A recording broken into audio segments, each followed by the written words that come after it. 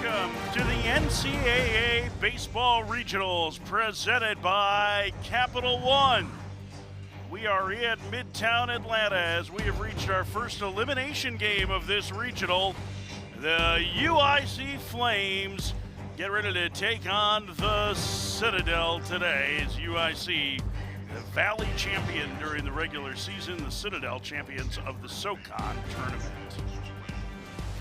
Earlier today, the Oklahoma Sooners defeated the Citadel in their first game of this tournament. A pair of home runs for Oklahoma and a great performance from their starting pitcher, Cole Rager. 8 strikeouts to get the victory today, 8-3 over the Citadel. You see the bracket tonight, the 1-0 game, and this afternoon, this elimination game between the Citadel and UIC. We welcome you inside our broadcast booth here at the McNeese Baseball Park on the campus of the Georgia Institute of Technology. With Gabby Sanchez, I'm Mike Farron. Well, two little different styles in this one, and we saw yesterday UIC, they're not really known for their power, but they have some. Yeah, they definitely have some, and it all came from one guy who didn't really have power coming into this regional, only with 4 home runs, but boy, the power was on display yesterday. The lefty was just showing it off. If you left anything up, boy, he was doing some damage with that bat. 2 home runs and 3 RBIs in that ball game. 3 overall for the Flames in the 22-5 loss to Georgia Tech. They're looking for a regional victory over a Citadel team in the postseason for the first time in 16 years. They didn't have their best offensive or defensive game against Oklahoma, but they have a legitimate college star in Michael Gibson, their cleanup hitter. Yeah, Michael Gibson, he did have himself a very good ball game. He was just a triple short of the cycle, and when they needed the big hit, he was able to come through. It wasn't enough for the Citadel, but I'll tell you this, he did everything he possibly could in that game 1. 3 hits in that one, and he is their closer as well. Will Holmes, their top starter, the first team All-SoCon performer, will get the ball, trying to keep their season alive in their hopes of a super regional against the senior Brandon Bach, who gets the ball for the UIC Flames. An elimination game coming up this afternoon from Atlanta next.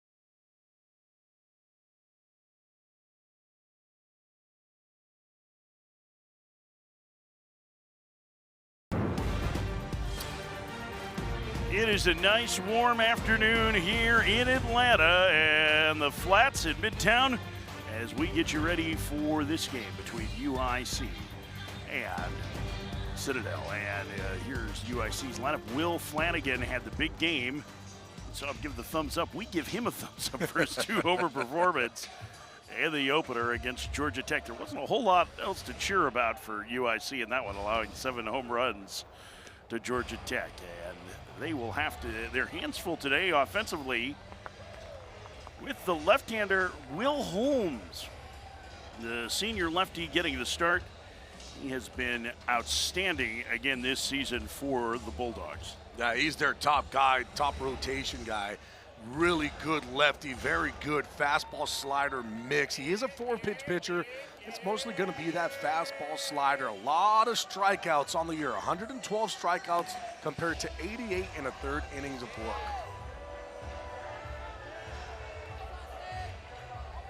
As you get to see the Atlanta skyline here. Georgia Tech campus later tonight, the 1-0 game. The top 2 seeds will meet. Georgia Tech trying to get to Omaha for the first time since 2006, and they will face the program that defeated them for the national championship in 1994, the Oklahoma Sooners. Ashton Campa leads off. Left-handed hitting. Campa stands in, and the first pitch from Will Holmes is a strike, and we are underway. Campa from Muskego, Wisconsin, a transfer from junior college in the state of Wisconsin. A lot of Wisconsinites on this UIC roster. There's the 0-1. And he takes a strike.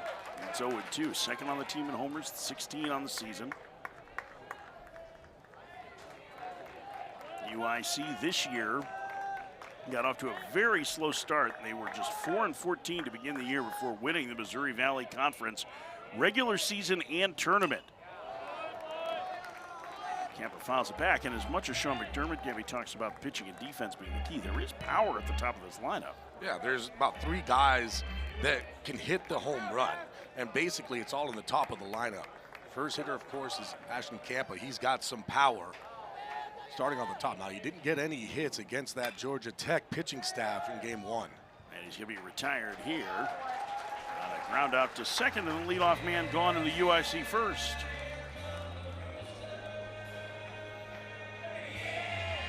One out, nobody on for Lucas Smith.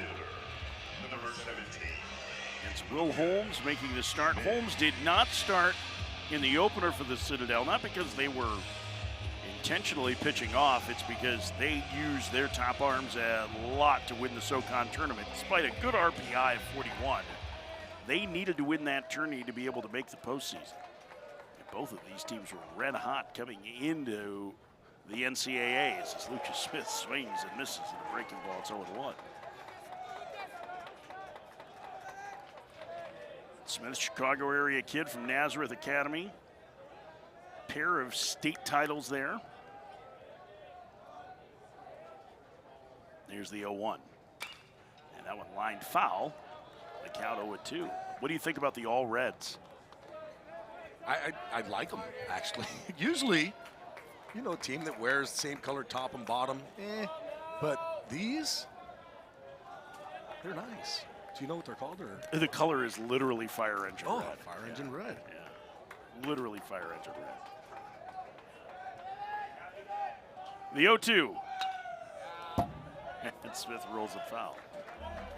One of the things when I'm looking at Will Holmes is his numbers versus lefties and righties. Actually performs better versus righties. Righties only hitting 196 against him with an OPS of 636 compared to 739 against lefties. And all that is because the fastball slider mix that he has. He really does a good job of trying to bully guys in with that fastball. Trying to hold up, he went around, did Smith, 2 outs. And there's that fastball utilization. He's going to want to bring that fastball in. He's going to throw it up to set up the breaking pitches. And here's another fastball. It's elevated out of the zone. Smith cannot hold his swing. So 2 up and 2 down for Holmes in the first. And here's Thomas Curry, the transfer from Mizzou, another Wisconsinite. one of the biggest personalities on this roster. He takes outside, ball one. Curry has had to catch just about every game this season because his backup was injured before the season started, and as you can see, he's had a terrific year. The 1-0. A strike and the count 1-1.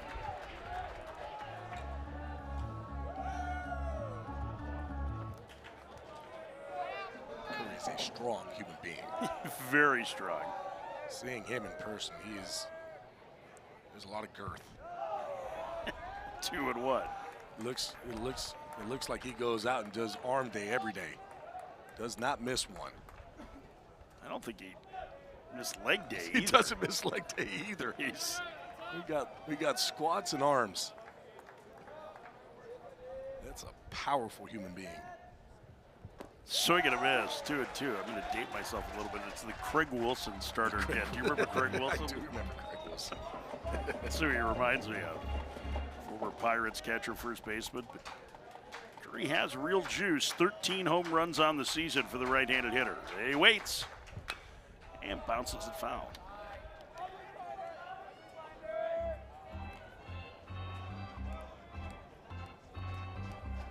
Curry had an outstanding Missouri Valley Conference tournament. He was their most outstanding player. The Flames swept that tournament, one that was affected by rain. And he swings and pops that one up into right. There is the right fielder, and making the catch is Stratus, and a 1-2-3 first for Will Holmes. Into the bottom of the first, UIC nothing, the Citadel coming to bat.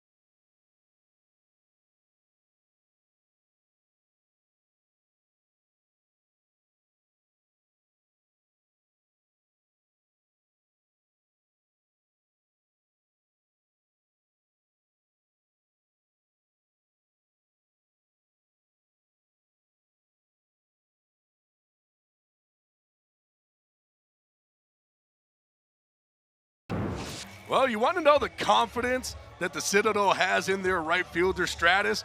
Well, as soon as this ball got out, this ball's not even caught. Look at the infield. They're just coming in. They're running off. He's got it. We know it. We're good to go. It's almost like they've seen this movie a few times before with Stratus and Wright and Will Holmes on the mound. Usually guys would just kind of hold off just for a second, but nope. See you later. Michael Gibson had a big opening game. There he is in the middle. Transfer from Liberty in the cleanup spot, their two-way star. There's a chance that we would see him out of the bullpen today if the Citadel has to close down a tight game. But he is going to be featured in the middle of the lineup, and he will face Brandon Bach, the left-hander for UIC, the senior who was forced into a Friday role as a freshman. Now his senior year, he has become a really stabilizing force, and what's been a pretty good rotation for UIC this season. It really has, and bringing in Brandon Bach, crafty lefty, not overpowering at all. The fastball's only going to be about 84, 87. He pitches backwards, so you're going to see a lot of secondary pitches early, the slider, the curveball, the changeup. Then he's going to try to put guys away with that fastball late. Chicago kid who grew up a big fan of Mark Burley. It seems like it's going to be a pretty similar style. That's the same style. Let's see if he works as quick as Burley. He gave us a full scouting report on the 2026 White Sox. Broke down David Sandlin's start for us. He will face Lane Tobin, the leadoff man in the Citadel lineup. He squares the bunt, takes low, 1-0. So one of the things that we're going to watch here, Gabby, early in this game, we talked about it in the last one, the Citadel plays a very small ball, stolen base, bunt and run, hit and run style of offense when they can get things going. And they really didn't have a lot of opportunities to do that against Oklahoma. But it is not a style that UIC has seen much this year. Now, they're a pretty good defensive team. We saw the defensive talent they have. But this could be a little bit of a challenge for them. Strike at the count 2-1. Yeah, it's going to be interesting because they really couldn't utilize their style of play in that last game against Oklahoma. But here you would expect them to be able to go out there and say, hey, this is how we play. This is what got us to this point. Utilize the speed, utilize the small ball, putting pressure on a defense. 2-2 the count. And the pitch to Tobin, chopped to third, tough play. Acosta couldn't get it out of his glove, and it's an infield single. Well, immediately, it's what we talked about. They're going to put pressure on you defensively when they put it in play. Yeah, just put it in play. Good things will happen. Acosta, he's trying to come in to make the play, just could not get the grip of the baseball, so had to double clutch. And as soon as he tried to double clutch that one, there was going to be no way to get Lane Tobin, who can run down that first base line. Did everything right, reaches with the right hand, but on the transfer, just couldn't get the grip. So Tobin aboard for Jaden Williams, their immensely talented freshman. He bunts, pulls back. It's 1-0. This feels like bunt for a hit, right? This is going to be watch him bunting to the right side, do you think? Yeah, and that's the thing that I was just going to tell you with Jaden Williams. Right now, the way that they have everything situated, if he push bunts to that right side, he's going to get himself a hit. He takes low, the count 2-0. You have Bussin, who's at second base. He's actually retreating early, so there's going to be a spot, especially with the left-handed pitcher on the mound, who's going to fall towards that third base side. There's an opening for not only a sac bunt, but for a hit. And he's ahead 3-0. He may not need to put it in play. Bach is falling behind the first two hitters here. Yeah, this is going to be, if he is showing a bunt, it's just a fake out. This is a take on 3-0. Tobin away from first. And squares and takes a strike on the outside corner in the count 3-1. Jaden Williams, tremendous high school athlete. His mom was as well in South Carolina. She's a middle school principal. Everybody raves about this kid as he takes ball 4 low. And the first two have reached for the Citadel here in the first. There's Russell Triplett in his second year as the head coach at the Citadel. Helped Clemson to the Men's College World Series in 2002 as a player, and in 2006 as an assistant coach. He's been at Newberry College, Division II, and they're having some pitch comm issues for UIC. And apparently we're getting a little bit of new gear on the back of Thomas Curry.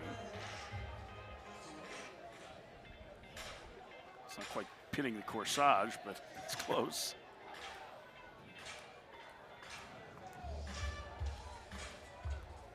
The NCAA Regionals coverage for all 16 sites continues tomorrow on ESPN Plus and the ESPN app.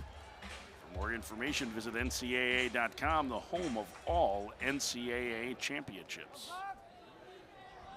Curry says he can hear just fine. The lone left-handed hitter in the lineup for the Citadel is TJ Anderson, their left fielder. And he will square to bunt and take low, 1-0. Bach right now just having trouble getting ahead in the count, finding the zone. Every single coach that I've ever been a part of, and this is a very nice job here, going out and talking to your pitcher because he's not able to throw strikes. If a guy is giving you a bunt, go ahead, throw it down the middle, let him bunt it, and get the out and move on.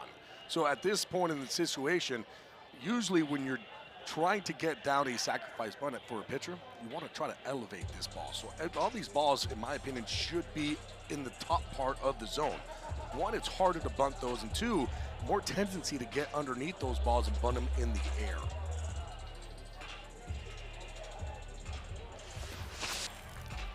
Well, this is the view that UIC has for their home field at Curtis Granderson Stadium. Les Miller Field. Curtis Granderson, the most prominent alumni for UIC. It is the best skyline view of any ballpark in America. And that's a beautiful park. It is. I mean, beautiful ballpark, beautiful city, beautiful skyline. This one's pretty good. Oh, yeah, Atlanta, it is. too. Pitch in the dirt, it gets away. Tobin takes off for third, and the trail runner Williams will get to second. And so the Citadel has him in scoring position with nobody out here in the first. Yeah, now they're not going to need to bunt. This is a breaking ball just down in the ground.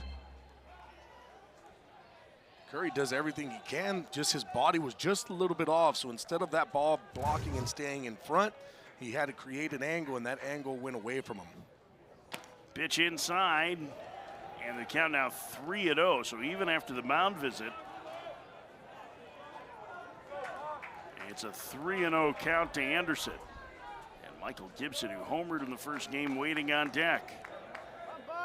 See the runner get down the line at third, Sean McDermott hoping back and get things going as he's walked a second straight batter, and the bases are now loaded with nobody out in the first.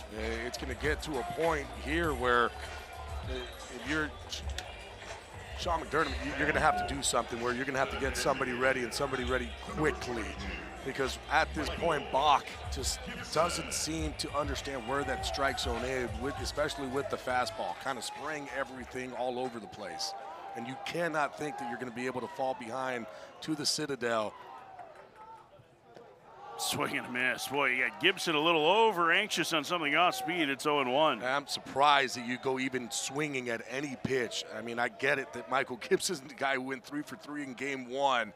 But when a pitcher is showing you that he is not able to command the zone, you shouldn't be up there swinging. And he serves that one into right field, racing over to make the catch is right. The right fielder, the throw will come into the cutoff man as Tobin scores on the sac fly. It's 1-0. The Citadel leads. On the play, Williams goes to third. That's a nice job there by Michael Gibson, though, staying on that ball, driving it the opposite way. I will tell you what, though, when I was looking at that situation, Alexander Wright playing right field, when he makes that grab, he saw that TJ Anderson had gotten off a long way on that ball, and he tried to throw it to first, and Flanagan, though, never got there, where if he went to first base, they might have been able to double him up. Tristan Stratus, a check swing tamper foul. It's 0-1. Let's take a look at it, Gabby. So here it is. Wright catches it. You can see how far off Anderson is, so he throws it over to first. As a first baseman, get out there. Go run, because that ball is right on top of first base. If he gets out there quickly and stretches as a first baseman, there's a possibility for a double play. Stratus bunts and bunts it foul. So the count 0-2. Trying the safety squeeze with Williams at third. So the Citadel gets snuffed out on that play by Oklahoma earlier in the first game, where they tried it, and Dayton Tucker made an incredible play at first base to gun down the runner at the plate. On the ground to third. Acosta to second for one, Bussin to first. It's a double play, and Bott gets out of the inning, allowing just a run. We talked about UIC's defense, and it comes up big here. Gavin Acosta starting the around the horn 5-4-3 double play to the second 1-0 the Citadel in this elimination game.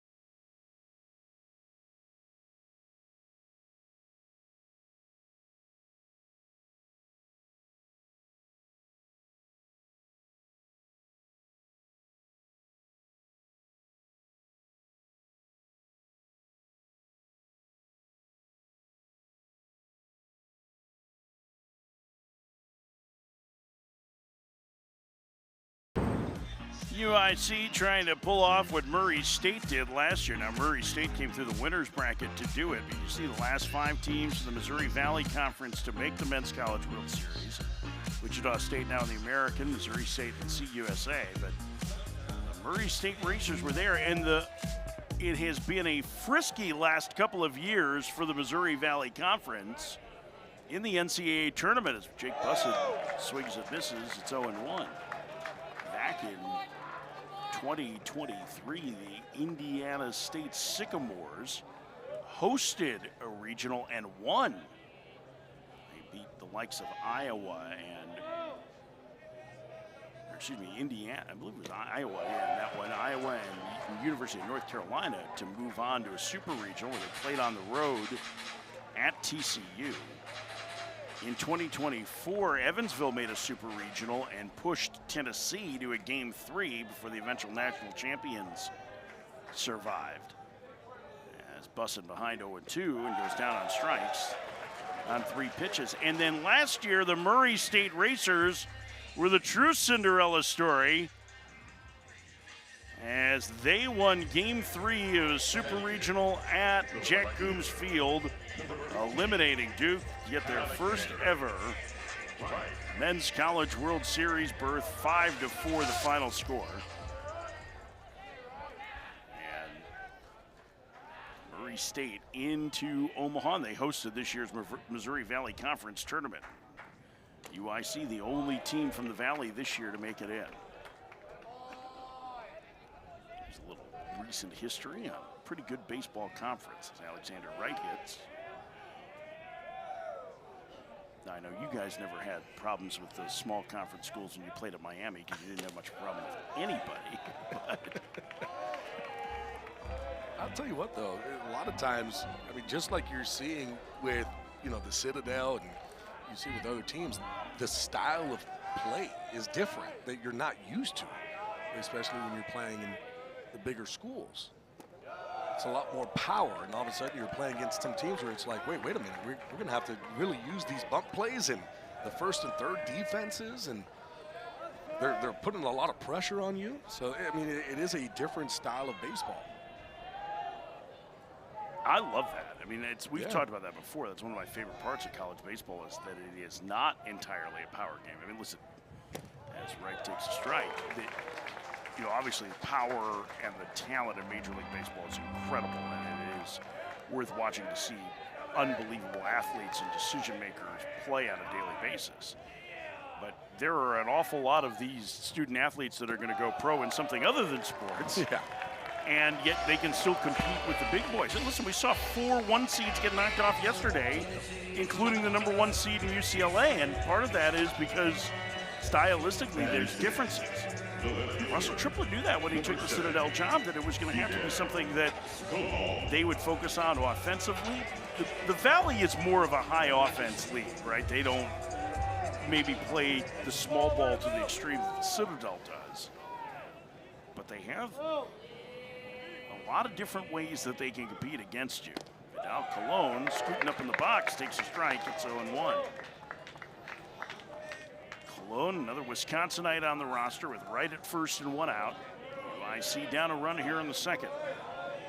Yeah, what's funny, too, is that we talked to Sean McDermott, the UIC head coach, and he told us we might have to play that style of baseball here today. Like, we're not used to it. It's a teams that we usually will bunt guys over and move guys around, but we might have to take a page out of that book here. And they don't really have guys who can run in their lineup. They have Sean Cody's the only one with, double-digit steals, but everybody else, really, they're not running around. But he told us, don't be surprised if all of a sudden you're seeing us, bunt for hits, bunt to move guys over, getting guys into scoring position and playing that small ball style of baseball. Well, I mean, the difference is that they have power at the top of the lineup, right? So with Campa, Curry, and Bussett, all seen so far, I mean, all 3 of those guys have more home runs than the leading home run hitter out of Citadel. In fact, if you were to add them together, they have 8 more home runs combined than the entire Citadel team has. In the dirt at Cologne's feet, and the count 1-2. So it's a little bit different style. They've bunted and run in the past, but this lineup has just much more power to it. And this is the part of the lineup where you feel like they could do some of that. He said, I grew up a big Twins fan. He said, and this is more recent vintage, but it reminds him of the Piranhas.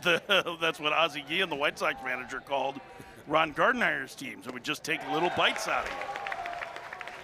Holmes takes a big bite out of Cologne with that strikeout for round number 2. Yeah, Will Holmes just really being able to spot the fastball. That's what we've seen here today. Anytime you're able to spot a fastball down in the zone, he's working in, he's working out. Has the breaking ball going whenever he wants it. Very good pitcher on the mound. 2 outs for Will Flanagan. UIC's man of the match yesterday with a pair of home runs. First pitch to the left-handed hitter, down low, ball, 1-0.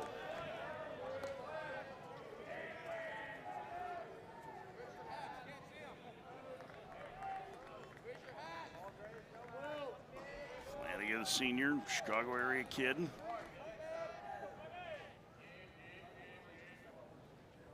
Takes a breaking ball for a strike to the count 1-1. He is out of Brother Rice High School. Probably no more for its football than baseball. But played at Iowa Western, Parkland Community College. So you're getting a really good lesson in Chicago high schools this week, aren't you? Runner goes. Chick swing foul. It's 1-2. It's going to be those things that just stay in my head. I'm thinking, why am I thinking about that right now? And then I'm going to be thinking to myself, come on, Farron, killing me. You know, it's going to be happening. One day you'll be mowing the lawn a month from now. You're going to, Parkland does have some good players. It's a good junior college program. Maybe not John A. Logan, but it's close. Oh, jeez. Here's the 1-2. Upstairs, 2-2.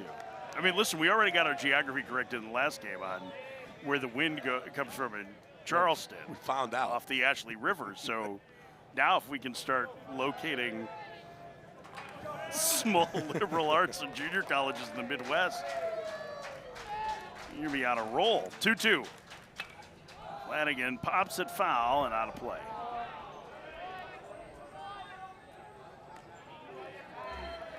See him going back to that slider, down and away. He elevated the fastball, went with the curveball.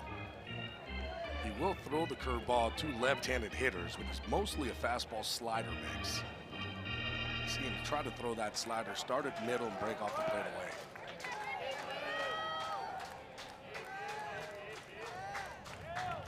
And they've got the man picked off first. Hunt's throw to second in time to get right. And the inning is over. A 1-out walk, nobody left. We go to the bottom of the second. The Citadel leading UIC 1-0.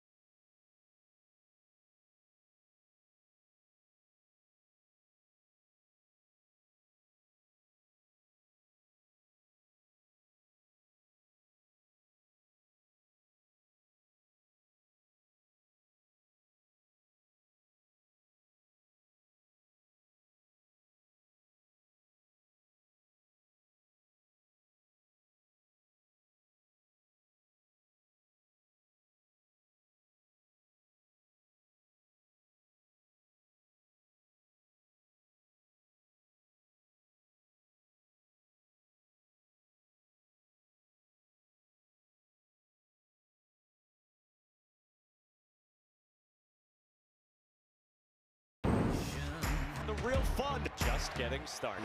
Run straight for the breakaway. The celebration is on. Less than 2 weeks from the start of the Men's College World Series in Omaha. That youngster dreaming of the opportunity to get a chance to play for a national championship. As are these youngsters. Zach Hunt leads off for the Citadel and takes a strike. It's 0-1. Hunt, the leading home run hitter for the Citadel. The 0-1 Bach is bounced foul. And the count 0-2. Gibby, we talked a little bit in the first game about how unique the Citadel is. You see the numbers for Hunt, 10 homers this year. That's a quarter of the team's blasts.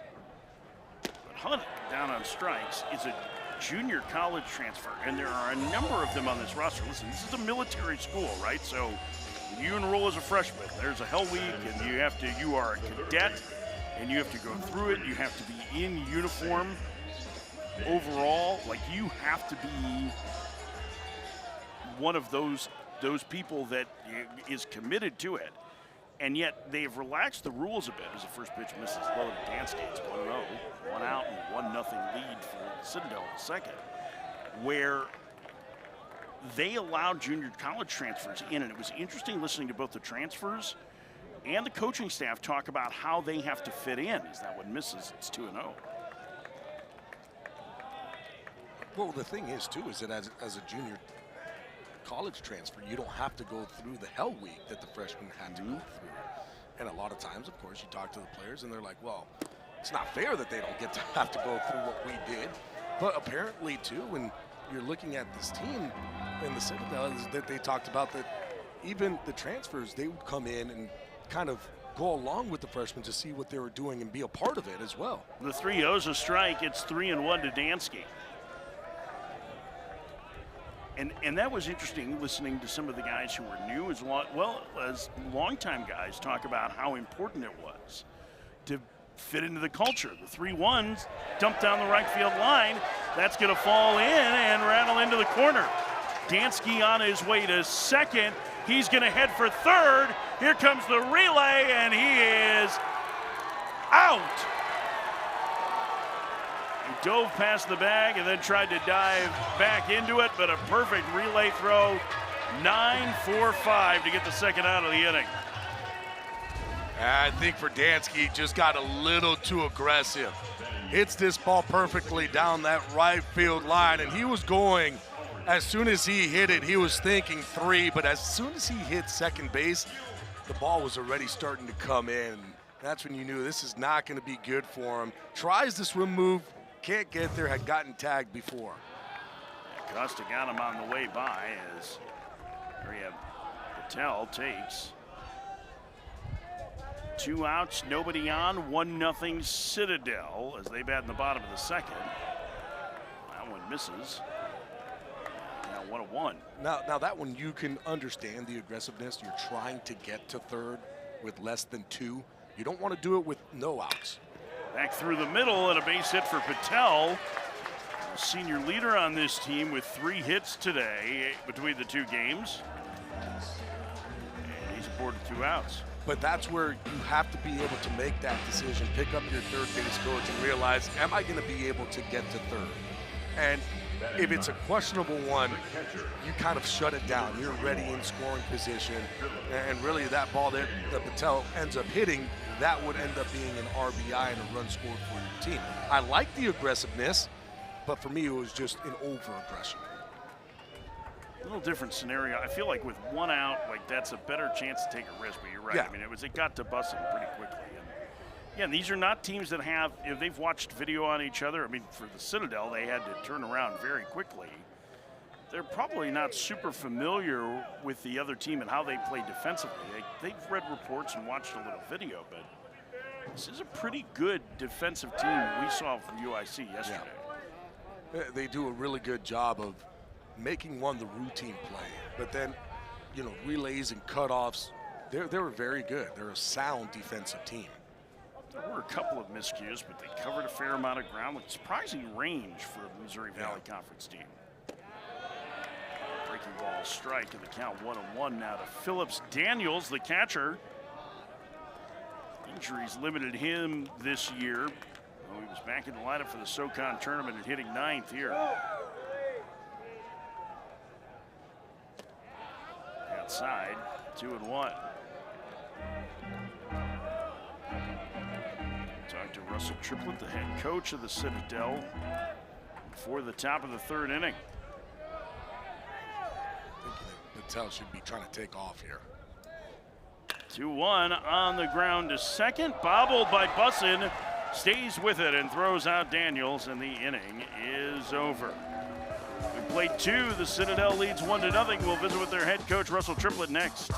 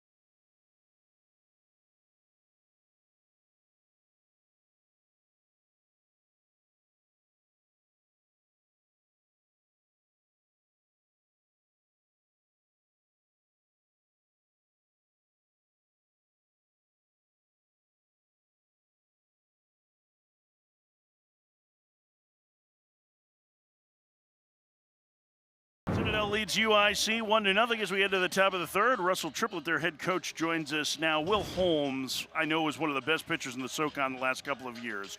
What in your mind makes him so special?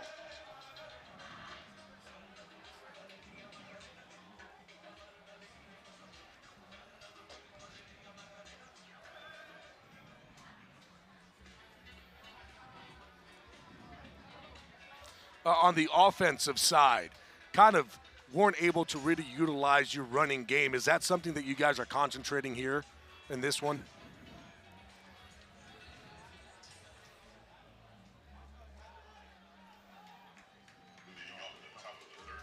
Russell, we appreciate the time. Best of luck today. Russell Triplett, the head coach of the Citadel, joining us. 1-0. They lead UIC. Will Flanagan to lead off. At the plate when Alexander Wright was picked off to end the inning. So it'll be the bottom 3rd for UIC. See a lot of Citadel fans here today finding shade at McNeese Baseball Park. Flanagan squares a button, takes the ball. It's 1-0.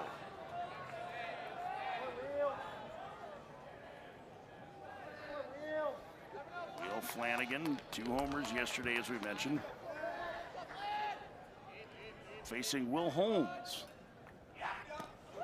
Proving once again that if there is a will, there is a way. With Will Flanagan, too, coming in, played 4 home runs. Game 1 versus Georgia Tech, 2 homers, showing off the power. Here comes the 1-1 from the lefty Holmes. Outside. Count 2-1.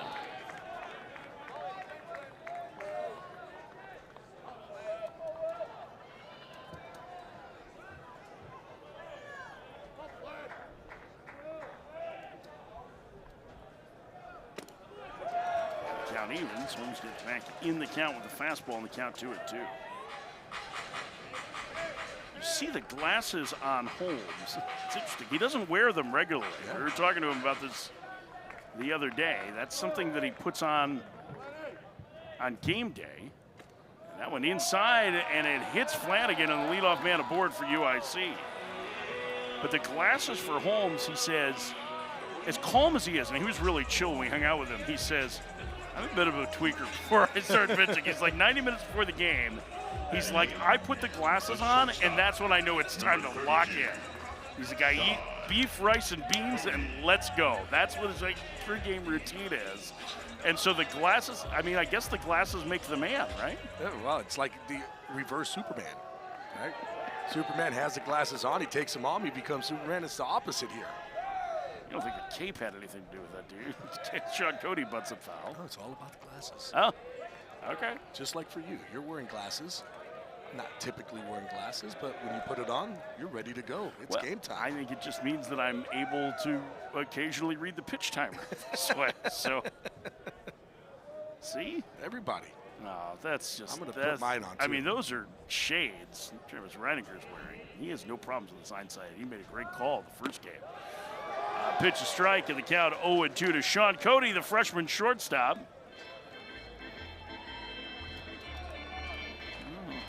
Holmes certainly seeing clearly what the mission is today. Win to keep your season alive.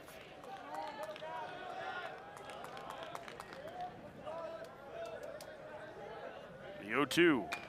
And a bunt by Cody up along first, boy. and he is out. An That's- 0-2 bunt on a pitch way That out of is- the strike zone. That's an interesting one, and that's one that I guarantee is going to be talked about in the dugout saying, I don't understand what just happened on that one. It's an 0-2 count. Can't be trying to bunt on here.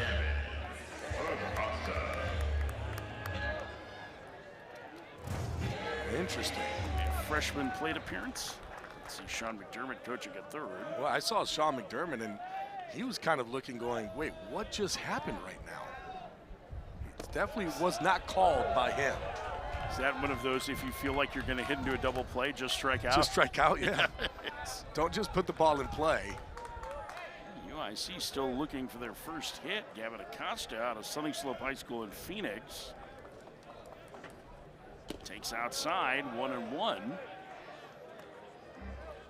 A Division II transfer from Colorado Christian.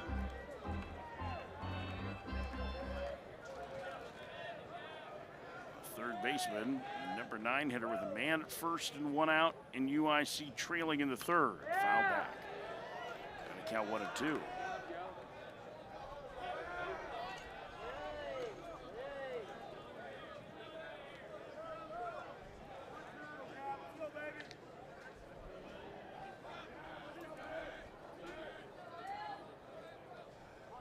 Very short lead for Flanagan at first.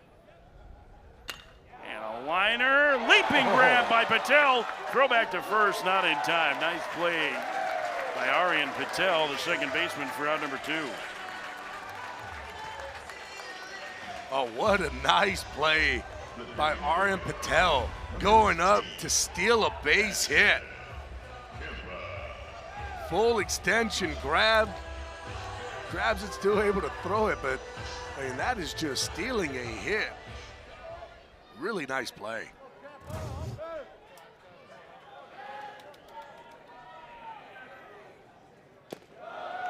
Two outs to Ashton Campa, who takes ball 1. Campa still looking for his first hit of the regional. He was a guy that UIC kind of took a flyer on. They said there's some strength in the bat. We might see what we have here. Maybe he could be a reserve for us. And now he's hitting leadoff at second on the team at home runs. Missouri Valley Conference newcomer of the year. He hit the game-winning 3-run home run of the 8th inning of the Missouri Valley Conference title game.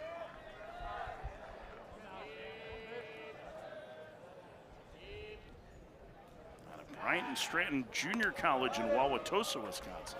But what's great is that taking a flyer and see what you got. Let's see what he can do. We know he's got sun power, and then all of a sudden at the end of the season, 16 home runs later, you're going, no, well, I guess we were right. It's like hitting on a late-round pick, right? Yeah. Runner goes, pitch popped up, and holds. The pitcher snags it, and the inning is over. Pitches around the leadoff hit by pitch, and through 2.5, the Citadel leads 1-0.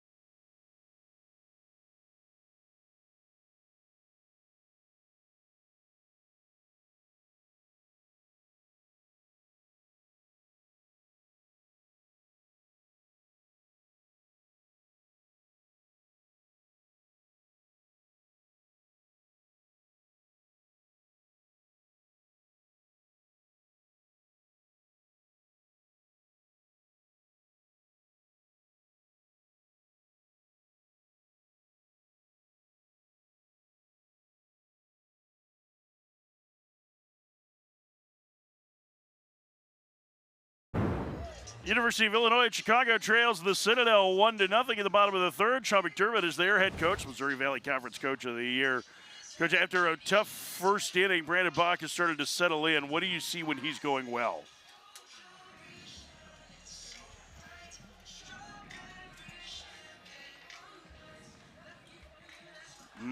Oh,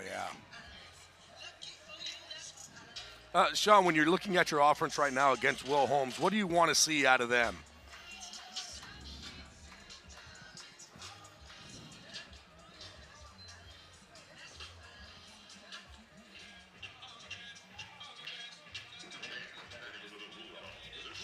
All right, Coach, we appreciate the time. Best of luck today. Sean McDermott, the head coach of the University of Illinois Chicago. Really been fun getting to know him this week. 28 years at the program, his fifth as a head coach. First pitch, bunt up along third by Lane Tobin, and it's 0-1. And that's what you're going to see out of this Citadel offense.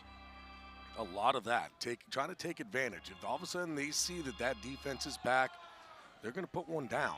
And it might be even playing in, or if you're playing a step off of the grass, for them it still doesn't matter. If they feel like they're going to be able to bunt, they are going to do it. They want to put pressure on defenses. Now, this is a good defensive club, as we mentioned, but they need to find ways, the Citadel, to really get their offense going. We did not see much of it against Oklahoma. In fact, they hit a pair of homers, which is unusual for them. Tobin pops it up, and Jake Bussin, the second baseman, will make the catch for out number 1.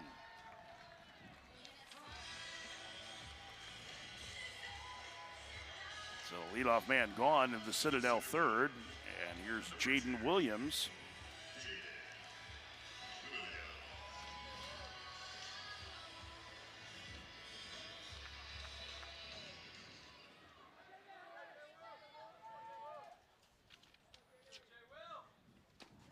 First pitch down and in on the count 1-0 to Williams.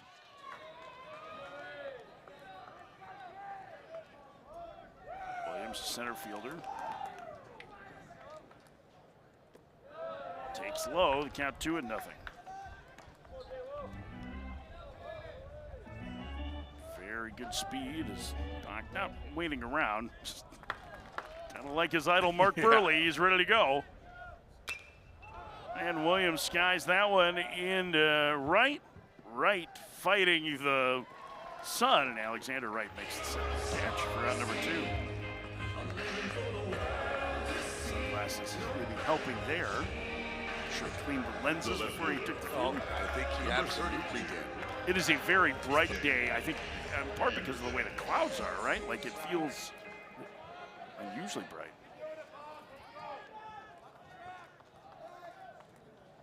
First pitch to TJ Anderson. It's ball 1. We've been asked to show off our eyewear. See, we have glasses on as well. Yours for seeing and me for the sun. This is why we're America's most adorable booth. It's right. They count 1-1. I mean, we definitely are the cuddliest booth. That's for sure.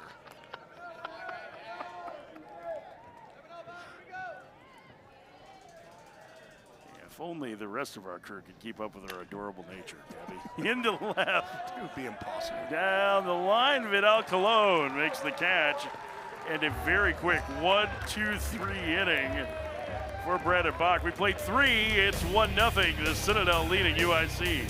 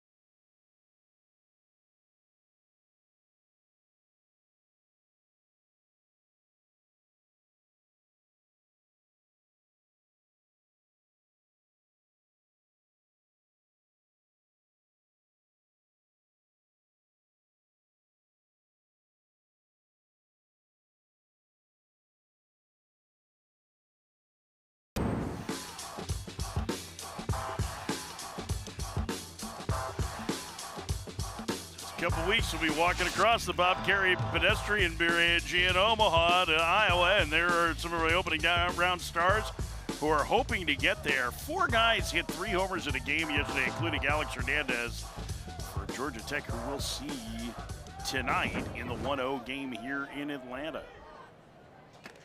Take on Oklahoma. Georgia Tech hitting 7 home runs and defeating UIC yesterday. We were talking about it with Sean McDermott before the game, the UIC head coach, and he was like, man, like, he's like, okay, well, the first homer was a hanging slider. He's like, the rest, those were just great at-bats. Swing and a miss by Smith, down 1-1. Yeah, he said it's not like we made mistake pitches. It's like some of these balls were like 2 balls off the plate, 2 balls up or down. It's like they just are really good hitters. It is a ridiculous lineup that Georgia Tech features, and they will face Oklahoma tonight. And it's going to be a kind of a fun matchup, I think, because we saw a little bit of the Oklahoma offense today. They did hit a couple of home runs in their victory, which is not a big part of their game. They have a little bit of power on their roster. Lucas Smith hits the 2-1 foul. But their arms are real. Their arms are real, yeah. And I'm really interested to see what direction Skip Johnson goes. We were talking a little bit about it. Do you go with another one of the freshmen in Sander Mercurius? I mean, Gordon Rager was unbelievable for his 6 innings today. The 2-2 off the end of the bat and foul. But do they go with him or do they go with Cam Johnson, who opened the year as a Friday starter and touches 100? So it's going to be interesting which way he wants to go. For me, I mean, I feel like you got to go with Johnson and just use power versus power and see what happens, and that would be fun. Here's the 2-2 to Lucas Smith. Down low, the count is full. Yeah, I mean, I'd like to see it, but, Yeah, no, I get it. the other side of the With Johnson, there's a lot more erratic fastball command. More walks. It's going to be interesting. The 3-2 to Lucas Smith, way outside, ball 4, and the leadoff man aboard for UIC. 2 big stars in the middle of the Georgia Tech lineup. Drew Burris, their all-time home run leader. It is 58th of his career in the ACC tournament. And Vaughn Lackey, who yesterday hit a ball 456 feet. Longest home run of the season, likely top 5 pick. Their star catcher, you see what their numbers were this season. That's why they're in there. Lackey's RBI total, that jumped up on me when I saw it on the board yesterday, and I was like, wait a second, he's at 77 now? I didn't realize it was as high as that coming into this. I mean, I'm familiar with this game, but I did not see that one. Of course, somebody's got to knock in all those runs.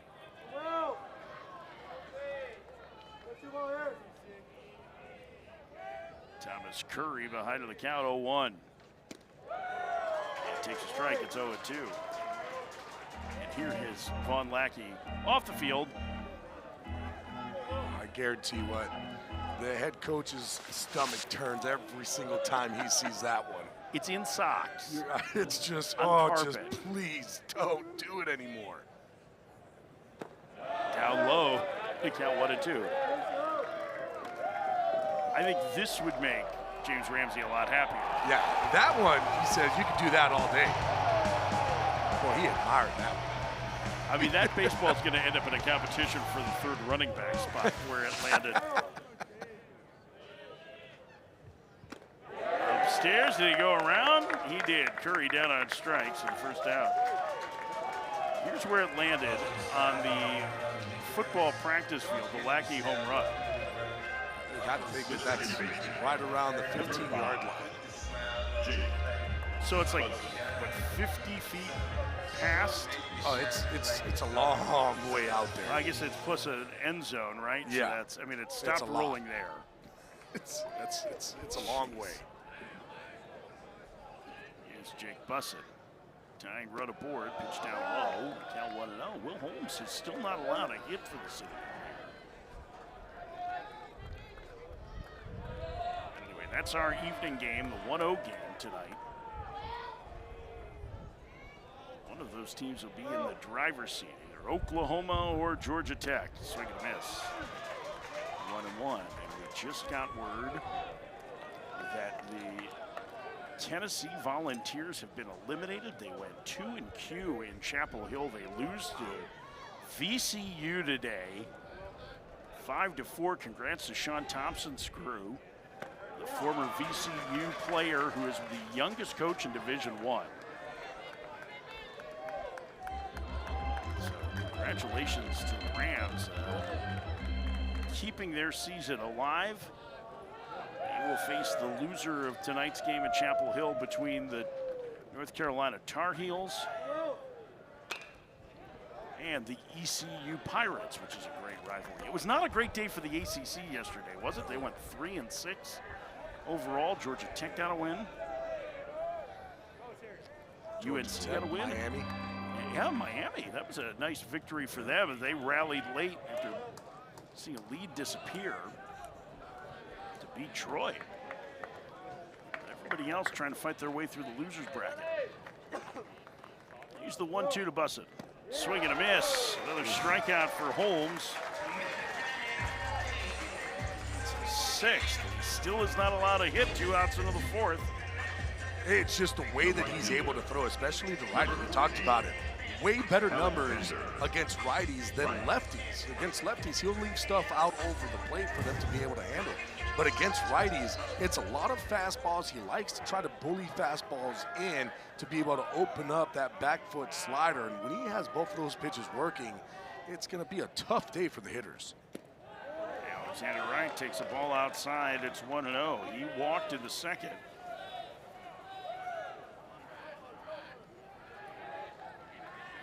The lefties have both been on base against Holmes. He's allowed 3 base runners, but no hits. 2 walks and a hit by pitch. Toss to first, and hopping back is Lucas Smith.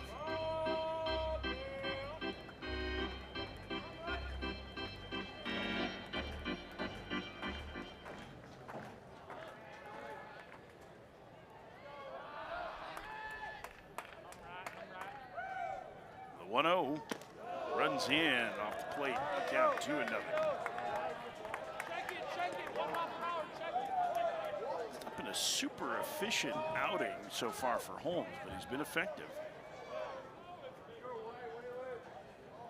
Time is called here.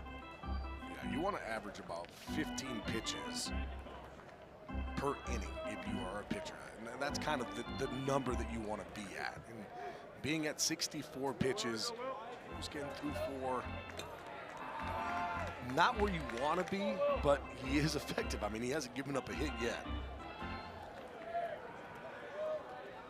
Right, using one of the 3 offensive timeouts each team has. So UIC using their first there. The count 2-0. And he takes an off-speed high, and the count 3-0. It almost looks like Will Holmes is just like, I want the lefties to get on so I can face the righties. Well, you mentioned it. He's been better against righties this season than lefties. And up and in as he squared to Bud. Right reaches, second walk of the inning, 3rd of the game by Holmes. James Rees, the pitching coach for the Citadel, on his way out. Yeah, fake bunt. Watch out. Close shave.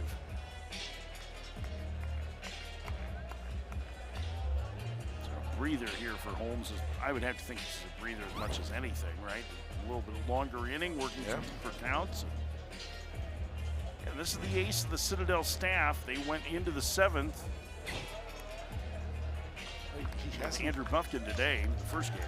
Yeah, Will Holmes hasn't been able to get out a lefty yet. Yeah. All lefties have reached. That was the second walk for Alexander Wright. And then Will Flanagan got hit by a pitch. 4 base runners allowed, 3 of them to left-handed hitters. 2 of them are on the bases right now, so it's a chance for Vidal Colon. Vidal Colon struck out swinging his first trip.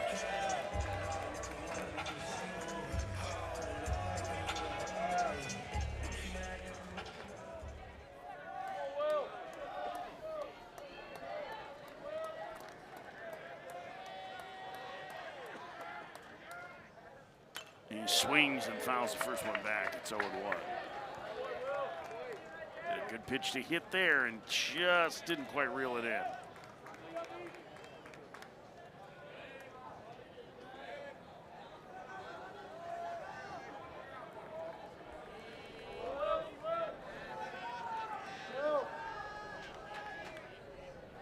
The 0-1. Swing and a drive up the alley in left center field. It's going to get down, and it will split the gap.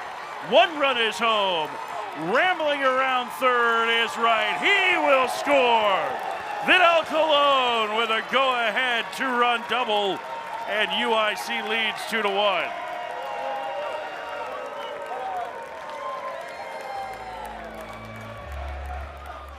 And Vidal Colon gets a hanging breaking ball and does not miss it. And Will Holmes, all of a sudden now, those two walks came back to haunt him.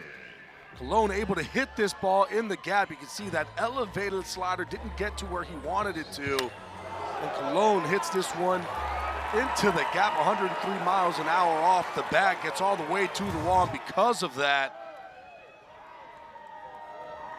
Wright is able to score from first. First pitch strike to Will Flanagan. It's 0-1.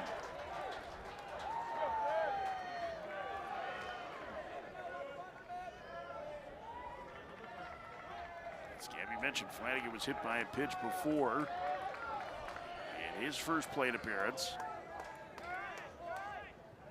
Up and in, another pitch that gets away from Holmes to the arm side, and now the pitch count really starting to climb at over 70 now.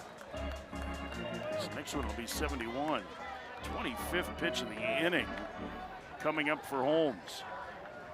Yeah, kind of put himself in this position, walking two guys in the inning. He has struck out two. 1-2 the count.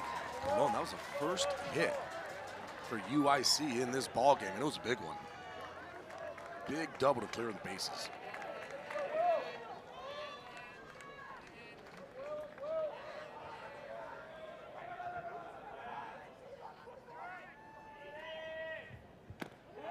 Outside, and the count 2-2 to Flanagan.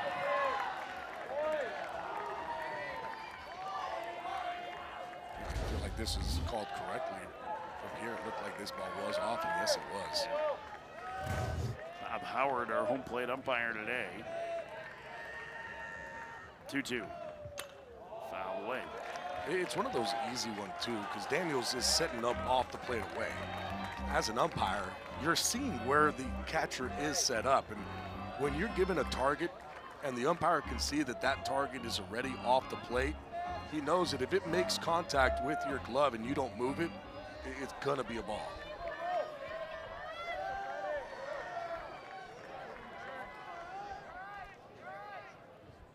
Swing and a miss. Flanagan down on strikes. The inning is over, but UIC gets the lead on the two-run double from Vidal Colon. We go to the bottom of the fourth, 2-1 Flames.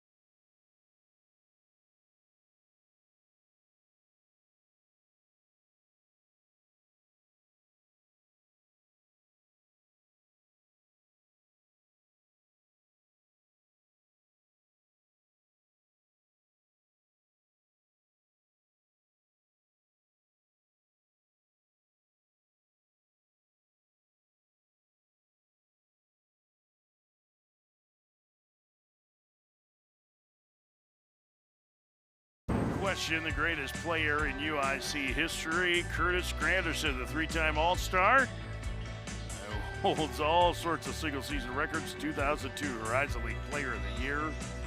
Granderson has donated a ton of money to the school and their sports programs, and his name is on their beautiful stadium, Les Miller Field at Curtis Granderson Stadium, Little Italy in Chicago. It's a skyline view this is about the only one in college baseball that can rival it. As Michael Gibson takes the strike, it's 0-1. I think there are other views that could rival it, like you see BYU and Provo of the mountains, the new stadium at Utah, Salt Lake City, maybe Pepperdine.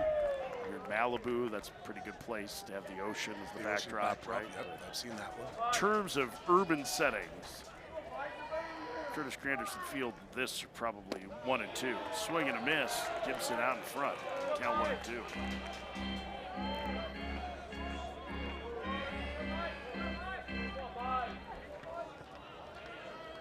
See, this is the only ballpark you can have a Coke and a smile. Gibson in the air to right. Going back on it is Alexander Wright, who makes the catch. And the leadoff man gone. Well, in this NCAA tournament, there are a ton of MLB prospects. We'll see one of the best tonight in Vaughn Lackey.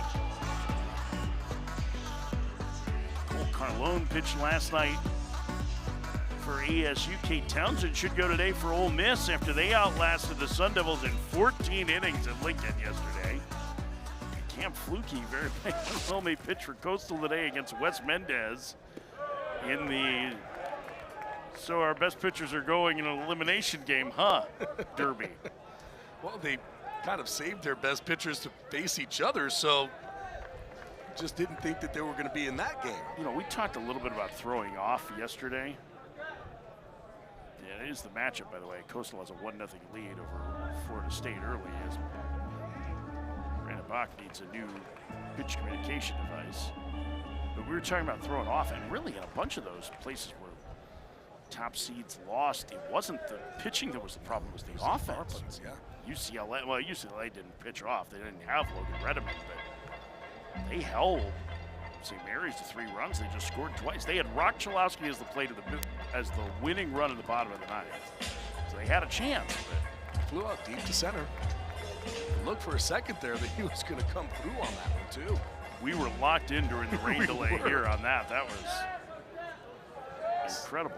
We were watching squeeze play, which is the only way to go. Yeah, that's so much fun. Bouncer foul.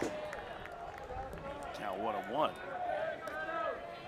UCLA about ready to get started. I think in about 45 minutes. Look at that. First ever #1 overall seed to lose the opener in the Super Regional format. Down low, the count 2-1.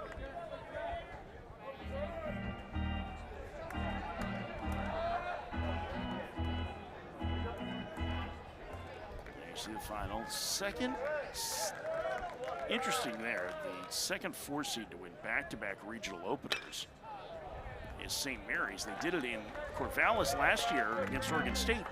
One of the other 4 seeds that won yesterday was Arkansas Little Rock, who, remember, now they didn't win the opener, but they ran their way through the losers bracket and forced a Game 7 with LSU last year and actually had a lead in that winner-take-all against the eventual national champs. Nice play by Acosta, 2 up, 2 down.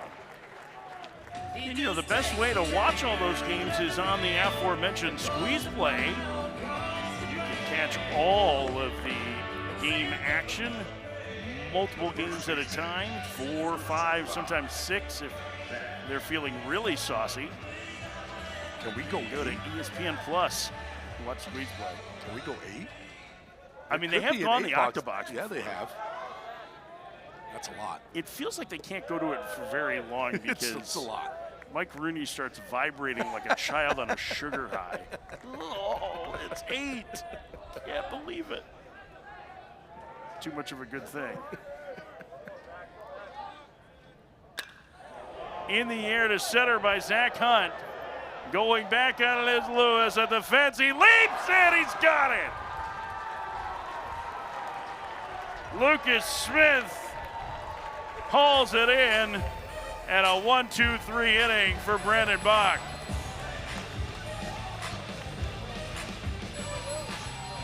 the center fielder with a fine play. Just shy of the fence.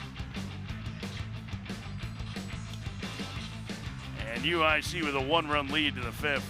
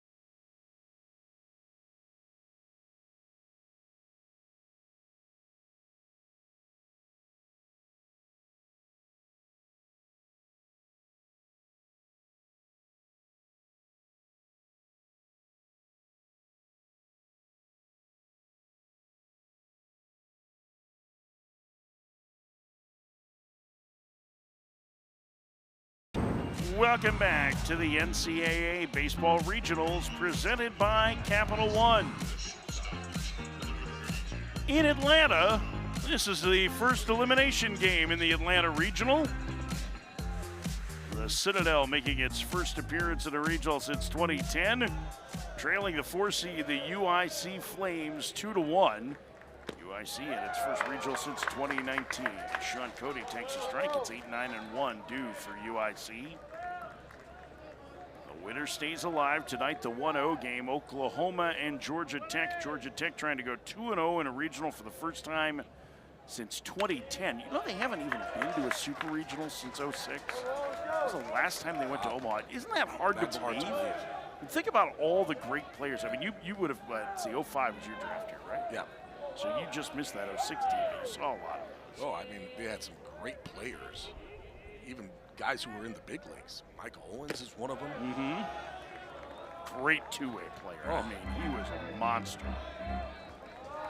Tyler Green played in the big leagues for a little while. He's a scout now for the Yankees. But it's been a long time. They are anticipating this evening heavily here in Atlanta. It is a sellout crowd expected. I have a feeling it is going to be loud. It is going to be raucous. And Oklahoma is going to have their hands full with that Georgia Tech offense, although they have some really good arms. There's the Ramblin' Wreck. Not him, the car that's on the shirt. He wasn't advertising. Swing and a miss. Sean Cody down on strikes. The leadoff man gone to start the UIC 5th. And for Will Holmes, he's going to see if he can have a quicker inning than he had in that last ball. In the last inning. 8 strikeouts for Holmes. 1 out for Gavin Acosta. Some really good fastball slider combo. Yeah, it's good stuff. Yeah. And he knows what he's doing out there. He just had a little bit of shaky command in the last inning. This is outside. The only time, it seems like every single time he misses arm side, and that ball's going to tail away from him against right-handed hitters. But when he is on, boy, he's able to stay on top of that. He is just bullying people in like that. I mean, I know we've had this conversation on the air. I know we've had it a lot off the air, but those lefties that can command inside to right-handed hitters. It's tough. Tough for right-handed hitter because usually lefties are leaving balls out over. And that also, too, their ball is going to naturally run away from right-handed hitters, so they don't like coming in. Holmes, really, that ball is not leaking anywhere. The only time it leaks is when he stays open, and it's not for a strike. It's just shooting off the plate away. When he gets on top of that ball, he is able to command in. There is no leak. you're either going to get jammed or you have to just try to push them off the plate. Well, 1-2, that's a breaking ball that's fouled away. And the count 1-2. I do think that it's interesting because he commands that inside of the plate. It should make that slider more effective to the back foot, right? I mean, it is, and a lot of his strikeouts have been utilizing that slider where he's starting it middle and it's just jetting and guys are swinging over the top of it. Tap foul again, and Costa trying to run up the pitch count here again. And now I feel like is when you're going to utilize that pitch. You're able to just sneak that fastball in there. You got the foul ball. And now this is a perfect time to come with that slider back foot.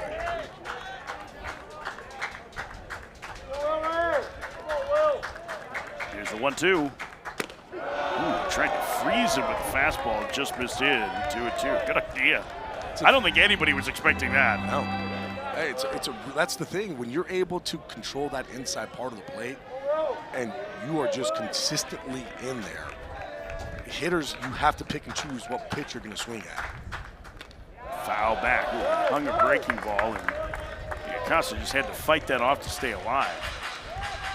And you got to remember, too, against Colon, did the same exact thing. Colon was able to take it for a double to that left center gap. That's the only hit that UIC has here today.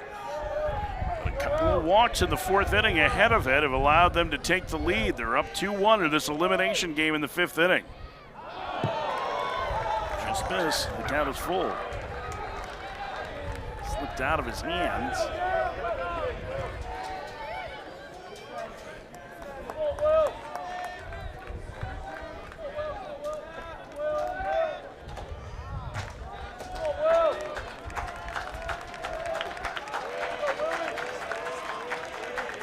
Here's the 3-2. Upstairs, ball 4.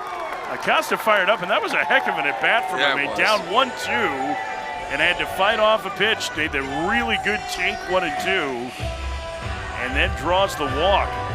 He fought off a couple tough pitches and ends up fighting. I mean, that's where that kind of gets things going for a team. And for me, Will Holmes is kind of what has gotten him in trouble. Seems like a couple times where he's able to get ahead of hitters, just couldn't put him away. I mean, he does have 8 strikeouts, but those are the ones that hurt, the walks. First pitch strike to Ashton Campa. 0-1. Still looking for his first hit in the regional. Leadoff hitter. Hitless in 2 trips today.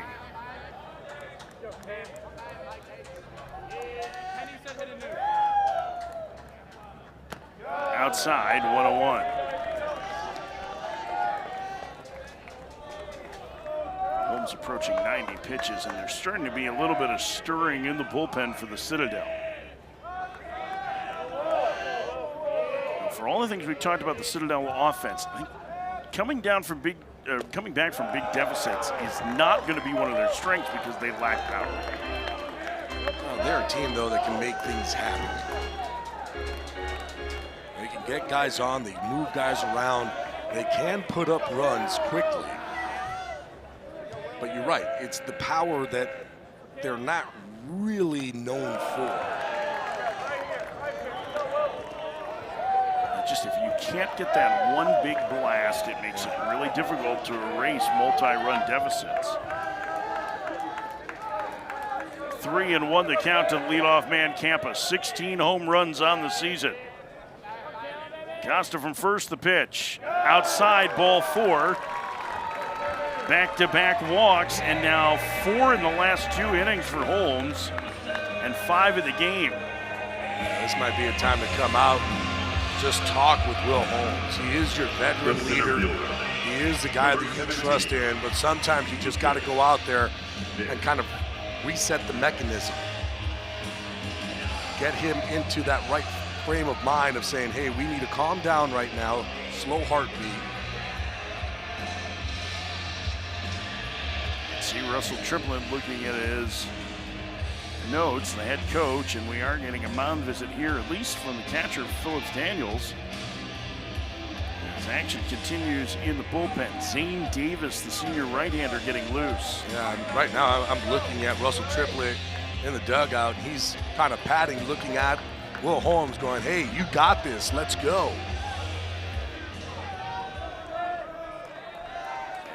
play Hunt off the line, have him play back. First and second, one out, Lucas Smith. Leaping grab in front of the fence his last trip. Swings and fouls it off to the right and out of play. It's 0-1.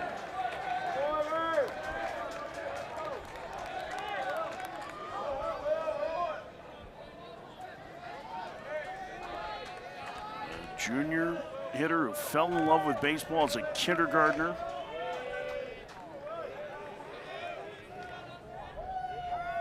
Grew up in the Chicago area trying to lead his hometown school to a regional victory and the count 1-1.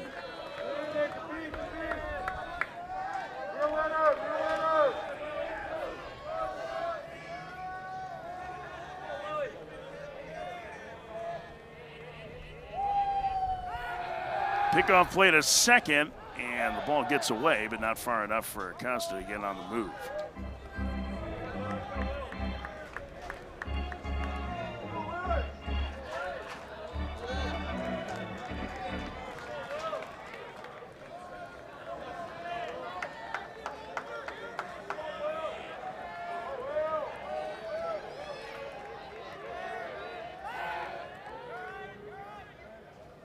Outside, 2-1. Right now, if you're Lucas Smith, you're looking for the fastball, you're looking for it over the heart of the plate. Will Holmes is going to throw you one, something that you can handle. You got to be ready for it.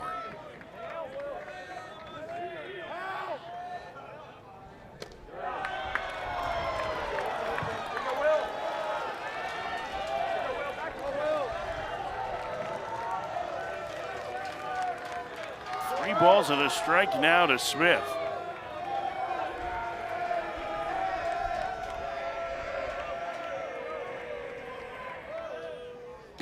Outside, ball 4, and the bases are loaded with one out for UIC in the 5th.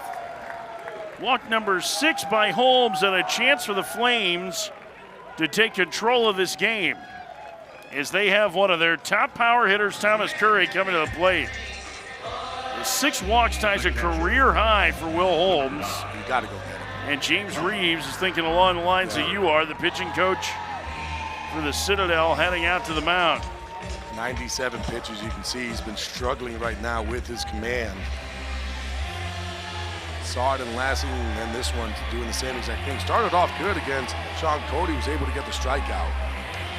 He is going to the bullpen for the senior right-hander, Zane Davis. Bases loaded, one out, top of the 5th. UIC threatening as they lead 2-1.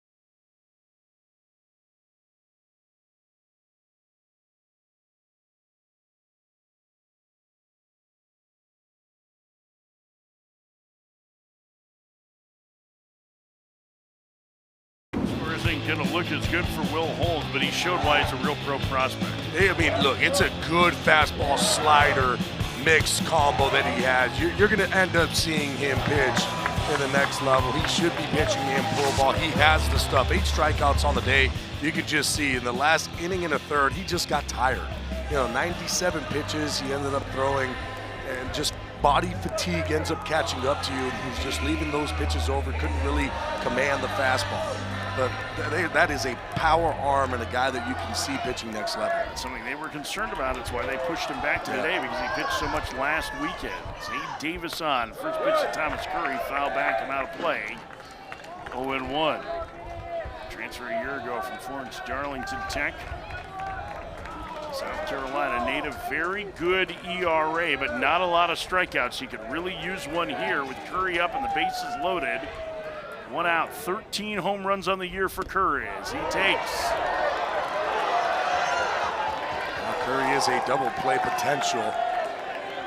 Does have 13 home runs. Zane Davis, though, doesn't really give up too much offense. Only a 209 batting average against. Way outside, 2-1. He has a fastball, he will throw a sinker, he'll throw the slider, has a changeup as well. He will utilize usually that sinker slider against right-handed hitters. Doesn't get a crazy amount of ground balls against righties. If he does, it'll be with his fastball. The 2-1. And he gets the grounder to short. Tobin to the bag for 1, on to first. And Davis gets out of the double play, much to the delight of the Citadel faithful here. A big job by the reliever to get out of that jam.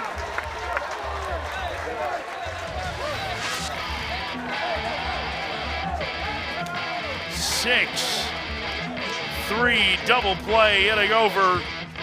UIC still leads 2-1.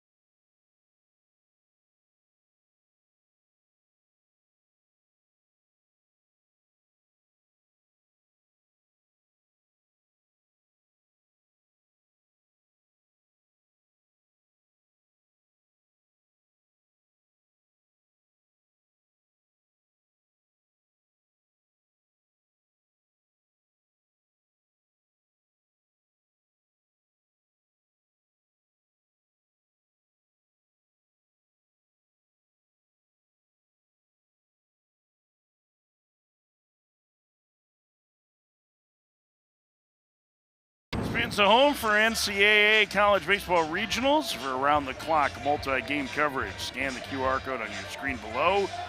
ESPN Plus subscribers can access expanded coverage with Squeeze Play all the time.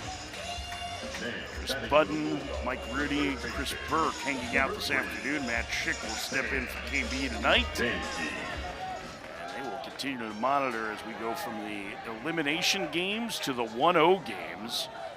Here, UIC with a 2-1 lead over the 3 seed, the Citadel. There is a giant group of Citadel fans sitting right beneath us who have not been thrilled with the strike zone over the last inning. Pitch down low in the count, 1-1. I will use the line that Mike Rooney uses, which I think is the best. It's, run afoul of the umpire consultants. 1-2. It's awesome. Brandon Bach set down 7 in a row, and remember, he had the bases loaded in the first inning with nobody out and got out of that, allowing a run, and we wondered how big an impact that would be. So you can see him, Dansky may have busted up his batting glove. Yeah, I think he ripped the batting gloves. I've done that one before. Not fun. He should go to the construction gloves. Oh, I love this. Oh. 2 different BGs on. That a boy. This is old school for me. I mean, This is going back to minor league ball where you have to buy your own stuff. Just, please, anybody have a pair that will fit? Anybody got an XL in there? that is the feeling of, I haven't put this glove on in a while. It is not stretched out, right? That's. He needs his thumb guard. Uh, Hey, the thumb guard was in there. There is nothing worse as a hitter. I mean, and granted, I was a terrible hitter who played 1 year in high school, but like you've got the batting gloves that have been sitting around for forever, and you try and get your hand in there the first time rip. afterwards, or it's just so tight because it's. I've had the situation where the bottom hand ripped in and at bat, and I just went, forget it, put the batting glove in my pocket, had batting glove on my top hand, no batting glove on the bottom. All the way. That was not a fun at bat. I should have taken both off, just do real old school. Yeah, it would have taken a more time. It would have. Yeah, I was just like, all right, let's just go, let's play. Very concerned about pace of play early on in your career. The 2-2 outside, and the count goes full to Dansky. Dansky trying to get something going here for the Citadel. They had the offense going in that first inning. Really haven't seen anything yet. Popped up, foul, Curry racing over, and the catcher can't make the play as he tumbles to the ground. That's a hustle play.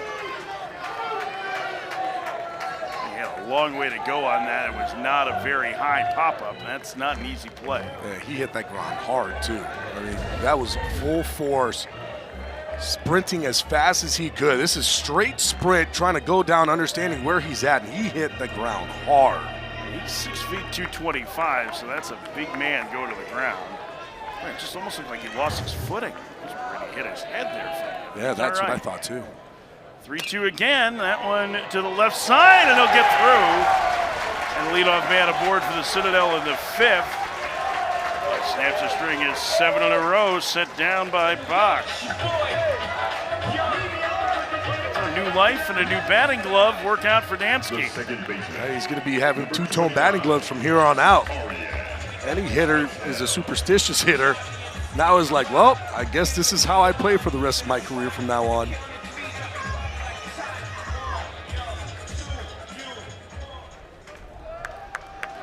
Patel will hit. Dansky 6-6 in stolen base attempts, not going as Patel bunts hard to third. And Acosta throws to first for out number 1. Sacrifice moves the runner into scoring position. And this is the way that Citadel is going to play the game. Go up there, move runners in, move runners into scoring position, sack bunts, bunt for hits. Philip Daniels coming up, and even though he's a catcher, if you're playing him back, if Acosta's playing back at third, he is not afraid to try to drag one down that third base line. Now we know that the Citadel would love to get that man to third with less than 2 outs. A big breaking ball strike from Bach. It's 0-1. You got a guy on the mound who really pitches backwards, right? Yep. Uses his fastball sparingly. Doesn't seem like it's a great lead for Dansky right now. Another breaker, that one chopped to third. Tough play for Acosta. Throws him out. Excellent play on the short hop for out number 2 as Dansky goes to third. Very nice play for Acosta here because it's not easy. He's actually catching the in-between hop. Does it right. Ball hits in front of home plate. You got to come get it. Does just that. But sometimes you put yourself in a position where you just have to have your experience take over. Love how he's watching that glove, the ball go right into his glove. Nice, easy throw over to first. Top of the order for Lane Tobin. He scored the lone Citadel run on the first. And he squares the bunt and takes a strike, 0-1. Tobin grew up around the Citadel program. His father, Philip, was the shortstop on the 1990 Men's College World Series team. He transferred from a junior college to the program he's dreamed of playing at, and he's behind 0-2 here in the fifth, but a chance for a big hit to try and get this game even.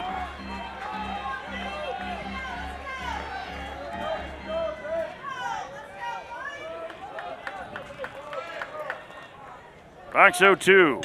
Swinging a grounder to short. Backhanded attempt by Cody. No play, and we're tied at 2. Lane Tobin ties it with the infield hit.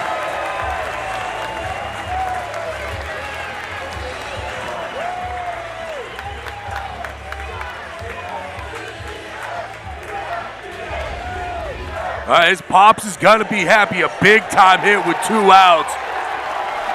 Backhand to Cody. Going to be a tough play to be able to get a Speedy Tobin out at first anyways. Tries to make it on the backhand, can't come up with it. They gave Cody an error on that play. That's a tough error. That is a really tough error. That was not a routine play. He had to go to his left on the backhand. And what's funny is that they had put up a single on the board and took it off and made it an error. And now here's Jaden Williams, the speedy center fielder, takes a strike. We're even at 2 in the fifth. But I'll tell you what, Citadel players don't care. The only thing that they care about is that run came in and it scored, and now it's a tie ball game. The 0-1.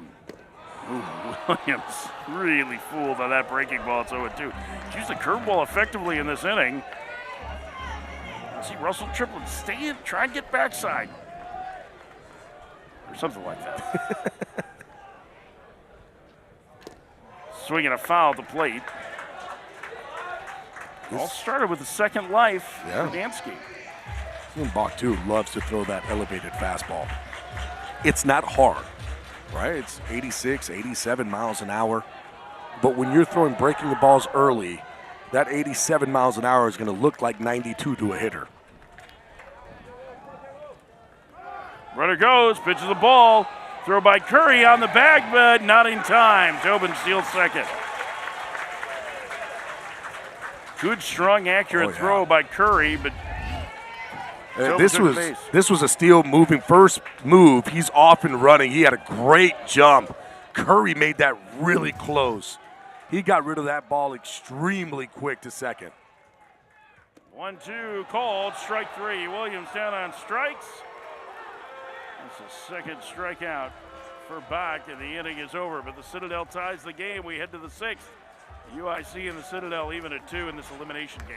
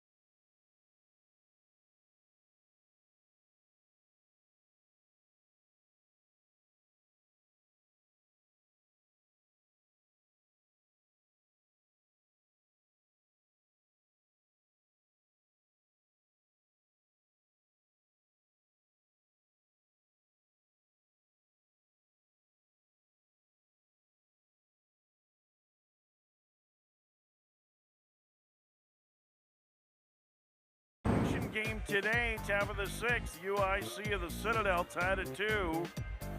But Al Colon, the only hit for the Flames, who took advantage of 8 walks from Will Holmes, the starter for the Citadel.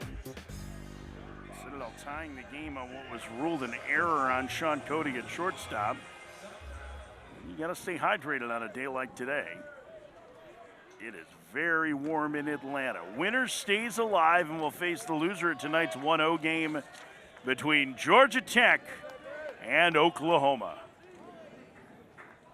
I don't think that fan is probably helping all that much.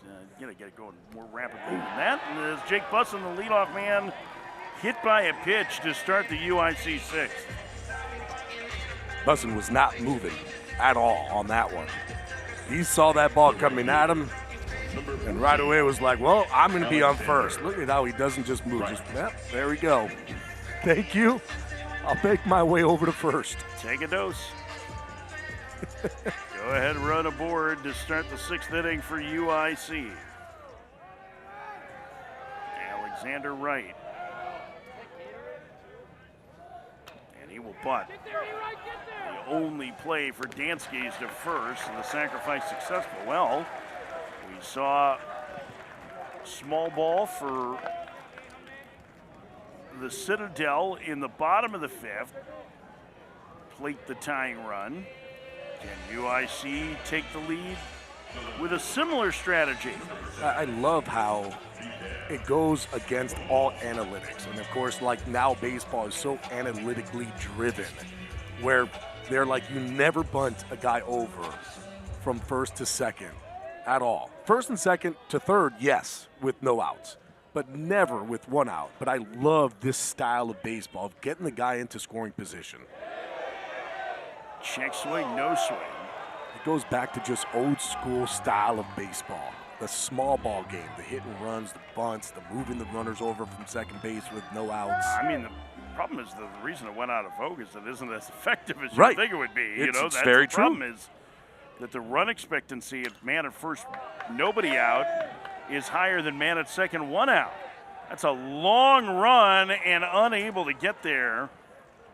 Estrada's the right fielder. Count 1-1 to Cologne. Yeah, Stratus getting over there. I think he just kind of started to back off as he's running to go make this play, not knowing kind of where the fence is and realizing that if you kind of stay going hard, a lot of times what they'll tell the outfielders is when you're getting that close, you want to slide. So that way you're sliding, and that's what's stopping you. We've already seen that. We saw it with him. We saw it on the catch that Lucas Smith made, right? Yep. Some guys unfamiliar with the playing conditions may not know where the wall is. 1-1's a strike, and the count 1-2 to Cologne. Yeah, playing in a new ballpark, basically, not really knowing the dimensions or where it is, where that warning track stops to where you need to go. A lot of times you're looking up at the ball, right? So what they try to teach you is you're looking at the ball, but then you kind of look to a spot, and you get to that spot, and you look back up again. Just missed. Davis wanted that. 2-2. Not only Davis, but the Citadel. It's a really good changeup. Brings it all the way back.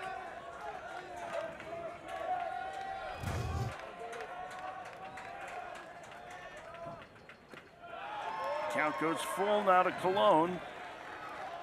He has the only hit for UIC, a two-run double that gave them a lead in the fourth.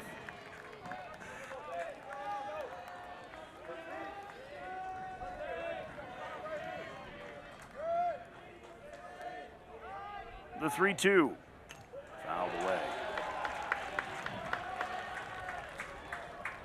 Now with two strikes, he's protecting that changeup on the outside part of the plate.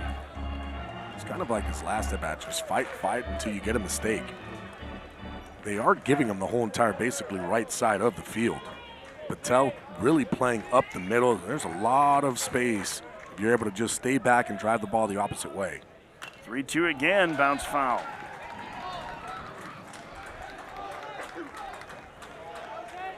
As a hitter, just thinking about just trying to work those hands inside of the baseball. You see that you have an opening. A lot of times I'll tell a lot of hitters, just kind of look at where the defense is playing you and then take what they're giving you. They're giving you a certain area. Go ahead and work your hands that way. Pick out to second too late. Bussin back standing. There's basically two spots on that infield. They're playing Tobin for Poole, almost in that 5-6 hole. So there's a lot of space up the middle, and there's a lot of space to the opposite way. huge gap, too, in right center field. Ball 4, Cologne walks. 2 aboard now with 1 out. And here's Will Flanagan, who homered twice yesterday for the Flames. The first baseman, number 24, Will Flanagan. There's a right-hander starting to get loose in the bullpen. It's maybe the best overall arm for the Citadel. Trip Brown getting loose. First pitch to Flanagan. Foul back. Ooh, he had a big cut. And here was his day yesterday. Yeah, yesterday he didn't miss that one. Crushes 2 home runs. That was the first home run that put him up. Bat flip. The second one they were losing by a lot, and he just kind of drops that bat, but still a 2-homer game, 3 RBIs for Will Flanagan. Beg your pardon, it's actually their closer, Michael Gibson, that's beginning to get loose in the bullpen, and Flanagan sends that one into right field, a base hit. It'll give UIC the lead. An RBI single for Will Flanagan, and his fine tournament continues as the Flames are in front. Cologne goes to third. That's big time hit. Gets a breaking ball, stays on it, stays through it, drives it to the right side. The answer back inning that UIC was looking for. Head over the barrel as he pulls this ball. Big opening as Hunt is playing down that first base line for no doubles. And Michael Gibson, the two-way star, looks like he will be entering the game. James Reeves not wanting to go any further without using their best reliever, it looks like. We've not seen the signal yet. Reeves talking for a moment with Smith.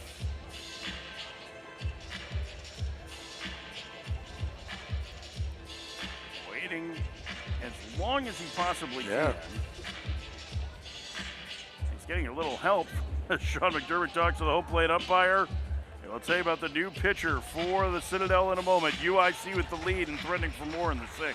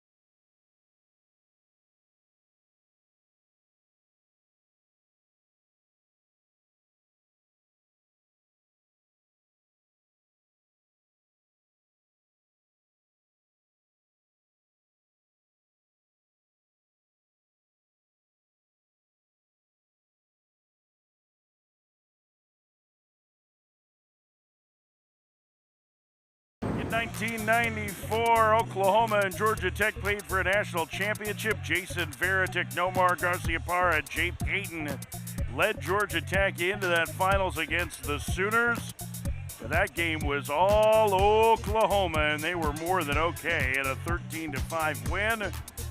So in the national championship on display, and completed an 8-0 run through the NCAA tournament as they rumbled, bumbled, and stumbled to victory. Larry Cochel's first College World Series win. And a rematch tonight in the 1-0 game. Georgia Tech, the top offense in the land against Oklahoma. You see Jason Veritek in the middle there.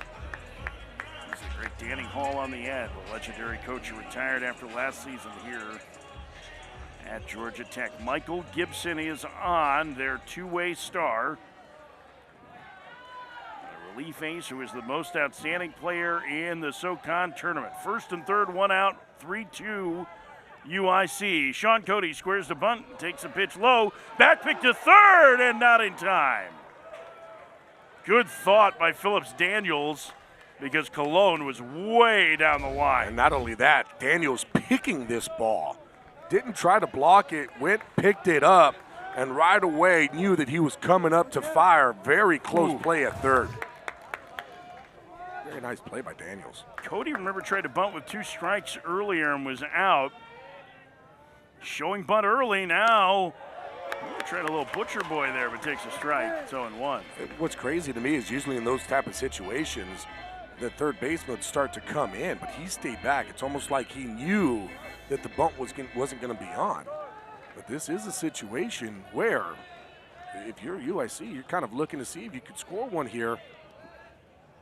And Cody punches it foul past first. Boy, he bunted it a little too hard.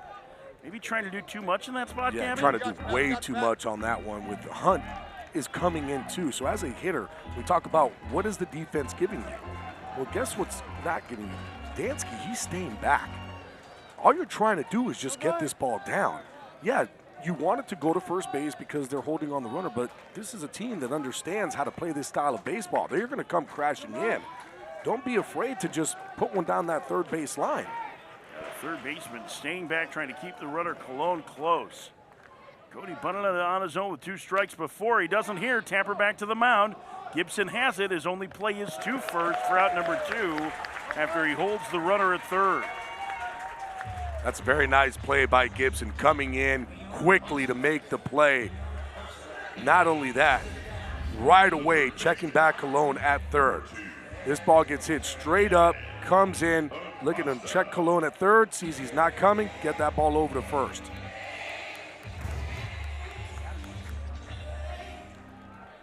There you see Zane Davis hoping that Michael Gibson can get out of this jam. He's responsible for both base runners. UIC has taken the lead 3-2. They have 2 on, 2 outs, and the number 9 hitter Gavin Acosta at the plate. 0 for 1 today. Breaking ball inside, 1-0.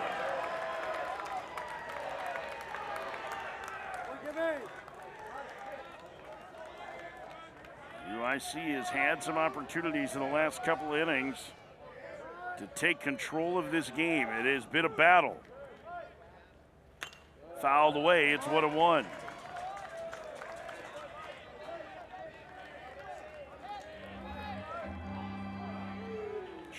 McDermott's club trying to pull off the upset and stay alive, get a regional win. The 1-1 fouled away, and the count 1-2 to Gibson. Yeah, Gibson's got a good arm. When we talked to him too, he said when he first started throwing, he was about 87, 89 miles an hour. And then all of a sudden the next year he bumped up to 91, 92. Then all of a sudden he started throwing some 4s and 5s in there and said, okay, maybe I should be doing this. Fans coming to their feet, and on the 1-2 count, runners at second and third. Called strike 3. 95 clips the corner, and Gibson strands a pair in scoring position. Michael Gibson keeping the Citadel in this game. Just on the edge. And we head to the bottom of the 6th, UIC leading by a run.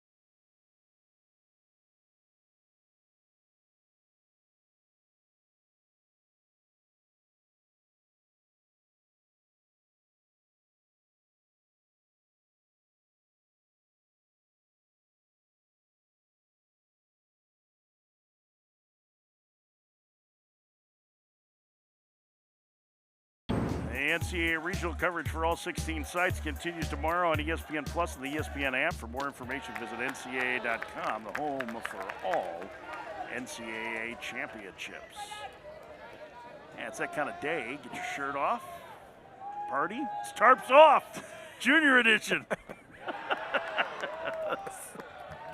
TJ Anderson tries to check and he went around. Now that is a good use of bleachers. Perfectly, it's a perfect bench for him. That look with him dragging his hands out his faces, that's how hot it is right now. It's toasty. Just off the plate, the count 1-2 to TJ Anderson. 3-2 game, bottom of the 6th. UIC of the Citadel in an elimination game. Fast working back, gets a bouncer to the right side. Bussin stays down on it and shovels to first for out number 1. Trying to be quick. That's the first out. That's a nice play coming in, making the play. He was playing back in the grass, so he has to one-hand that. Nice little shovel pass to first. The pitcher, Michael Gibson. Also trying to figure out where he should stand. I was talking yesterday about the scavenger hunt, remember, that UIC does right around the holidays. Brandon Bach told us a great story. The starter for UIC is still in there. About the scavenger hunt, they had to go around the city of Chicago at the holidays and find different structures, get pictures of places, pictures of them eating the New York style pizza, which is very weird, Chicago dog, all sorts of stuff. And that one hit on the ground to second, and under the glove of Bussin to the tying runs aboard. Bussin could not get the glove down, and so Gibson there. But that's one where they'll tell Bussin, you got to get your body in front of it. Nonchalantly, just one hand tries to make the play, and you got to be able to get your body in front of that one. It was not hard hit, just 78 miles an hour off the bat. Tying run aboard for Christian Stratus. Henry Bach was telling the story about they were doing it. They were driving around the city as opposed to taking public transit. He said people were looking at us weird because we were like pulling the car over to the side of the road on Lakeshore Drive with the blinkers on and getting out and taking photos. And he said the worst part is I drove down Michigan Avenue and I was just hustling to try and get back so we could win the award. And all of a sudden, this elderly woman starts walking across the street. And I had to slam on the brakes, and she glared at me. He's like, fortunately, nobody was hurt. But he's like, we were trying to hustle back to win, and they didn't even win. Nope. It's Thomas Curry's catcher's team that got the beautiful quarter zips.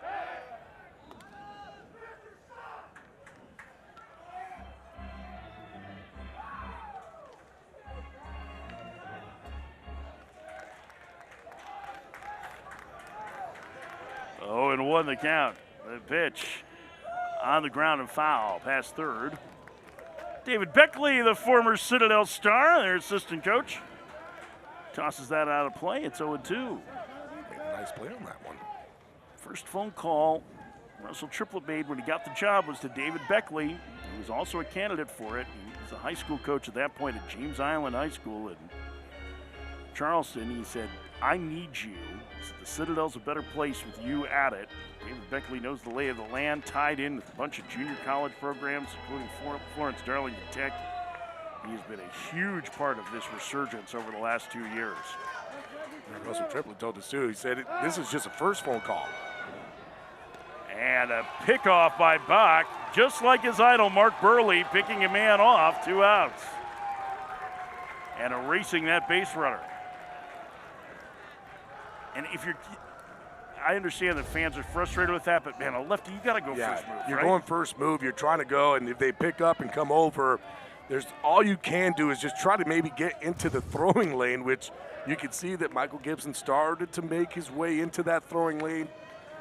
But that's really all you could do, because when they tell you, hey, you're going first move.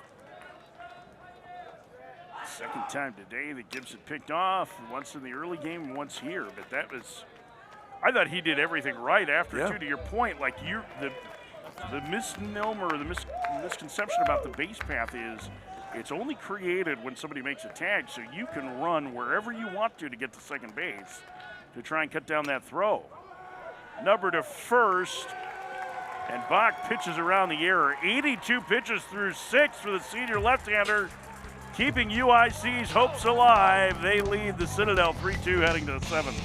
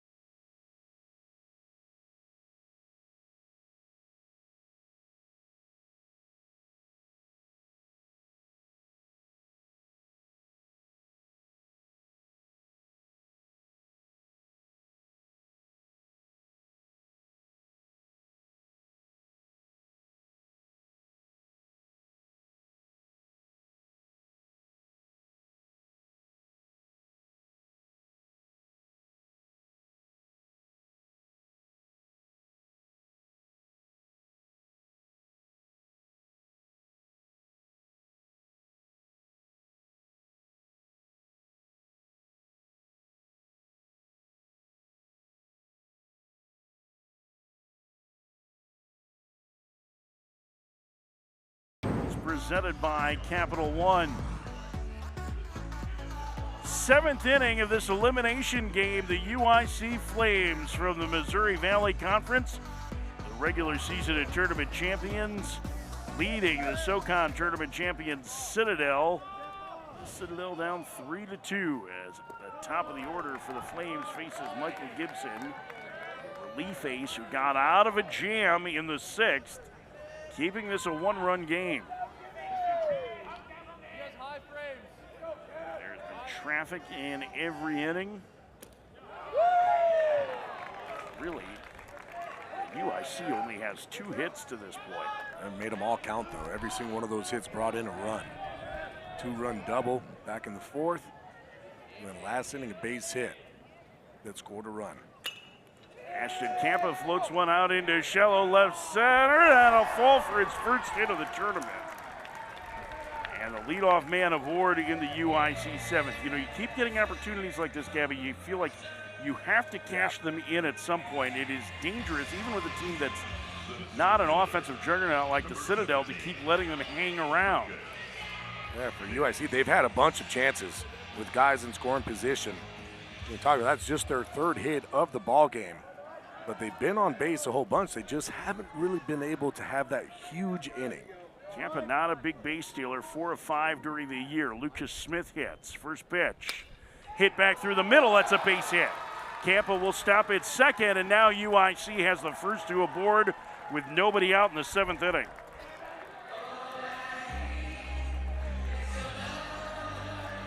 Lucas Smith, really nice job of staying to the big part of the field. Gets a breaking ball, stays on it, and drives it right back up the box. This would be a situation where I'd say, oh, guy's coming up and they're going to bunt, but it's Curry. And you're not bunting with Curry up to bat. Curry, his last trip, with the bases loaded and 1 out, hit into a key double play. It killed a rally, ended the inning for UIC. You know, he would love a shot at redemption here. First pitch. And he drives it to right. Going back at it as a right fielder, Williams, it's over his head.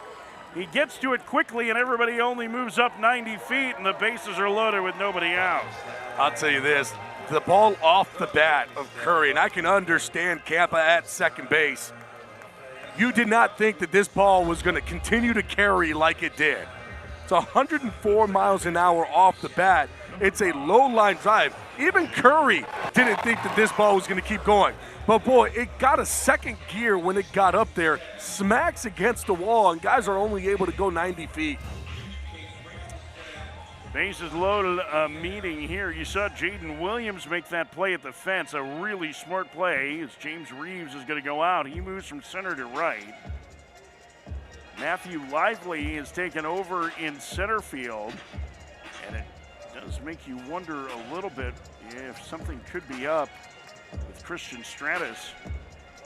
One of the top hitters on the Citadel team. He grounded out to end that previous inning. Bases loaded, nobody out. And the leading home run hitter for UIC coming to the plate in Jake Bussin.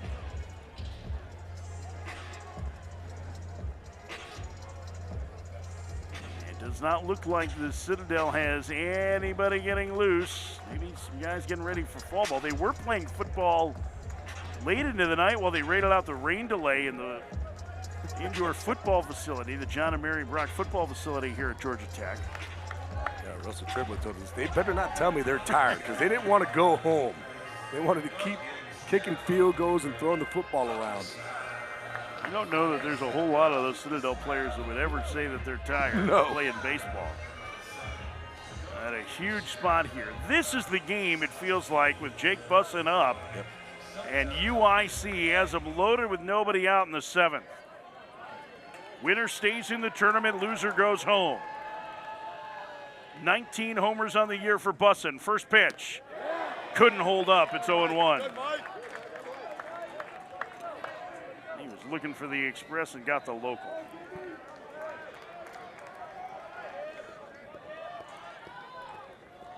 Bussin a grand slam on April 11th against Murray State in UIC's sweep of the Racers. In the dirt. It's 1-1. Yeah, the Gibson knows exactly what Bussin is looking for. Goes back-to-back off speed. At some point, though, you're going to have to come in.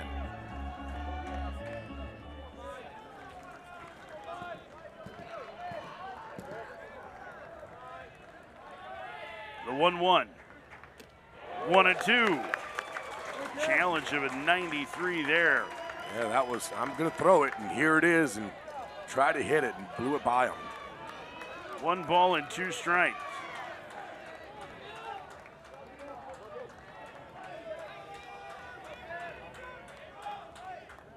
The pitch. Outside, 2-2. Really interesting, Gabby. The right fielder Williams has been playing over in the alley to the center field side of the 350 marker. Right before that pitch, he moved about 5 feet towards the line. Yeah, I think they do have the pitch comm so they know. And if you know a fastball is coming and the guy looked like he's late, you move over. Inside with a breaking ball, and the count is full.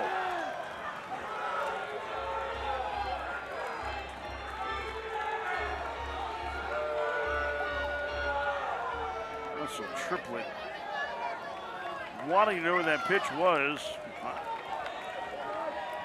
Bob Howard I thought it was the right call. not giving him anything and swinging a miss. That's out number 1.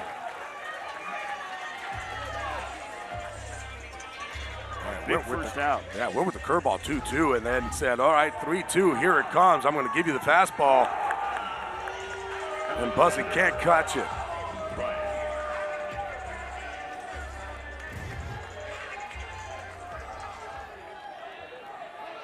And here's Alexander Wright.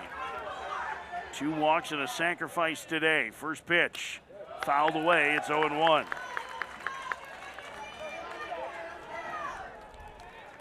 Wright, the junior, just 3 homers on the season.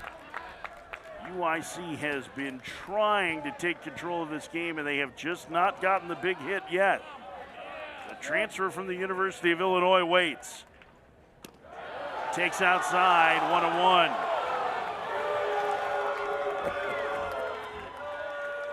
A helpful reminder for those at home that home plate is 17 inches wide. The Citadel fans here living on every pitch. It's one of the great things about college baseball. The 1-1, 2-1.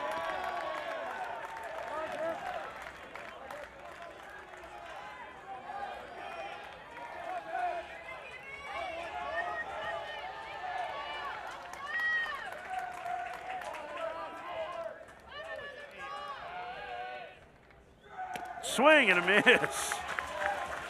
Well, he got started like he was looking for 98 and swung like it was a changeup at 93. Trying to be aggressive on the fastball. Gibson, too, just elevating that fastball to the top of the zone. 2-2. And the count is full again. 1 out, bases loaded. UIC leading the Citadel 3-2 in the 7th. This elimination game.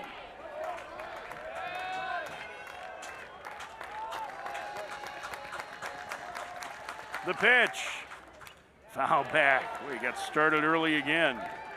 He knows that he's going to be getting a fastball in this situation. 3-2 with bases loaded. He is starting extremely early, trying to get that foot down.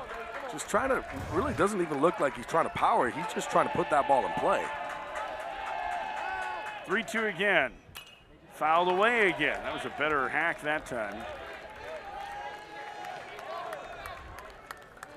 Right, one of the more experienced D1 transfers of this team, even though he missed last season with the injury at Illinois. He spent 2 years at George Washington before that. A huge spot here.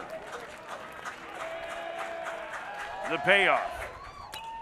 Popped up, foul territory, third base sign, and it'll get out of play. Right, just fighting. Anything close, he is swinging. 9th pitch of the at-bat. Usually the longer the at-bat goes, it's going to benefit the hitter. The pitcher has. Starts to time up the pitches a lot better. Half of the runner at third.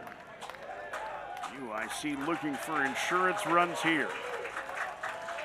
9th pitch of the at-bat. Swing and a miss, 2 outs. Best fastball at 95. That's a great location, too, with the fastball. It's going to be a strike. It's elevated up in the zone. Right, swinging underneath it, can't come up with it. That's a big-time pitch. And it's up to Vidal Colon. 2 out, 2-run double in the 4th. Walked in the 6th.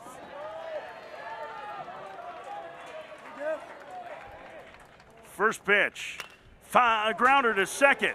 Patel has it. Throws to first, inning over. Gibson coolly walks off the mound, and UIC leaves them loaded. It's time to stretch in Atlanta with the Flames leading the Bulldogs 3-2.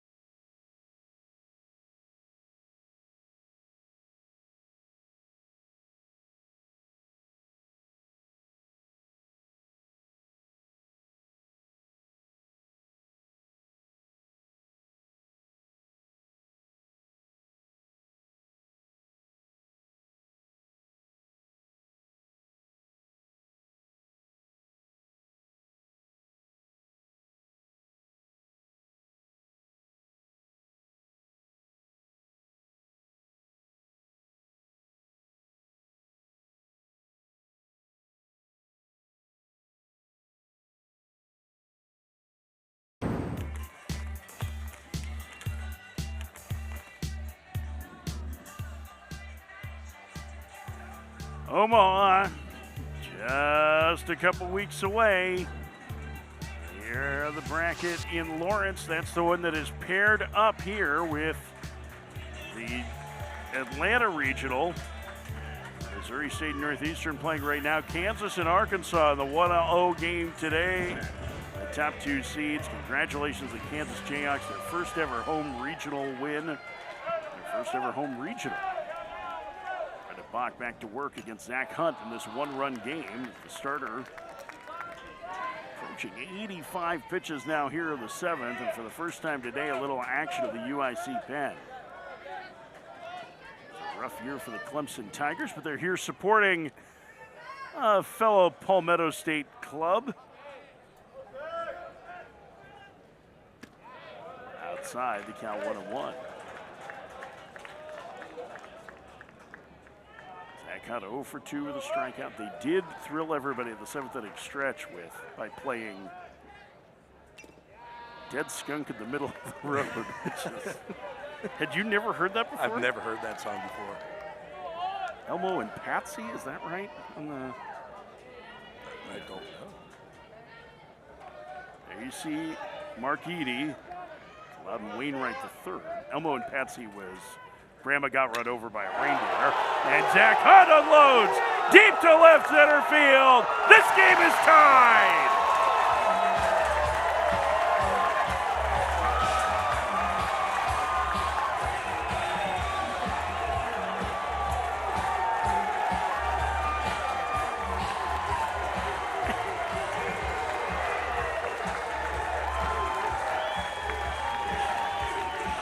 Now one of the OU players retrieving the ball for Zach Hunt as he's tied this game.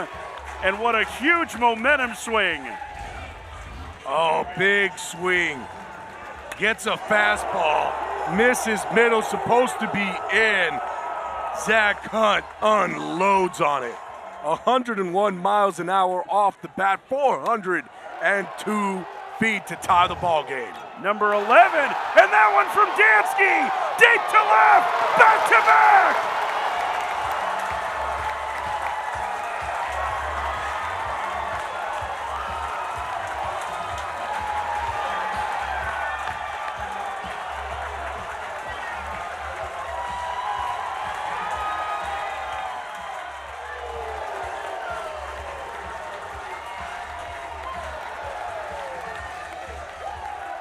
Sam Dansky's 4th of the year has given the Citadel the lead. Oh, he gets the breaking ball. It's hung, and he did not miss it.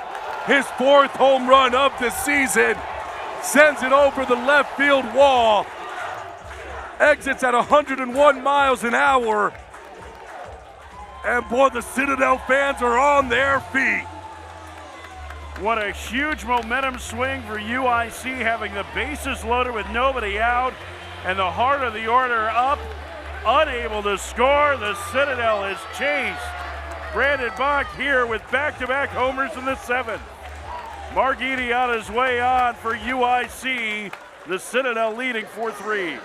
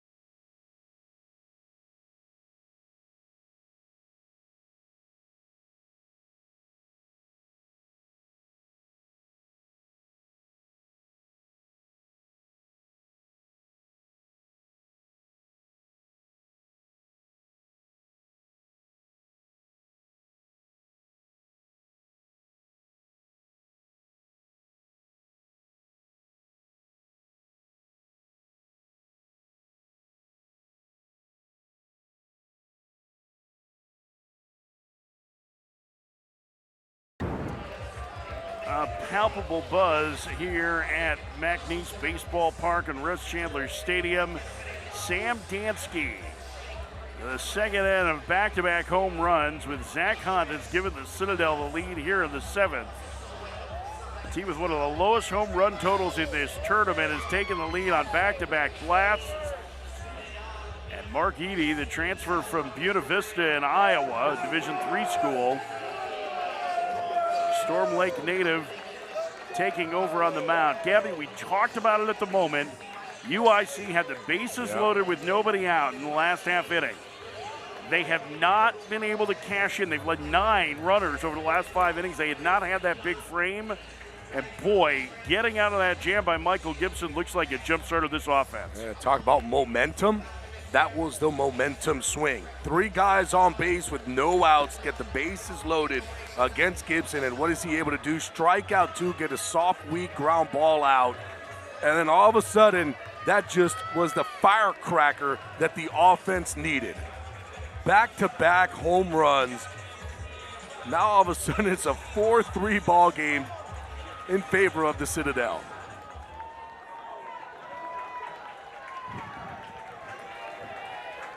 Ariane Patel to face Eddie, the transfer from a Division III school. Edie's first pitch misses outside, 1-0. We saw the numbers earlier. He had a very good season this year. His first in Division I, he was a former American Rivers Conference Pitcher of the Year at BV. And he hits Patel with the 1-0. And now this feels like the Citadel is going to try and run their offense to try and get an extra run. Patel has already shown extremely good baseball intellect, and he's one of their best base stealers. Yeah, Patel too, he wasn't moving. He knows right now momentum's on your side. Got to get to first, got to get to the top of this lineup. This is a situation where they like to be in. Bunting guys over, moving runners, get to the top of the lineup where your big boys are. Phillips Daniels, the catcher, 0 for 2. Squares to bunt, takes outside, 1-0. And Edie's been nowhere close with his first 3 offerings. Yeah, with Edie on the mound, guy's only hitting 190 against him. He has that 2.57 ERA. Fastball's not overpowering, tops out about 89 miles an hour. Loves to throw the changeup. Runner goes. The pitch is the ball. The throw down to second, not in time. Patel with his 21st bag of the season, and he picked a good pitch to go on.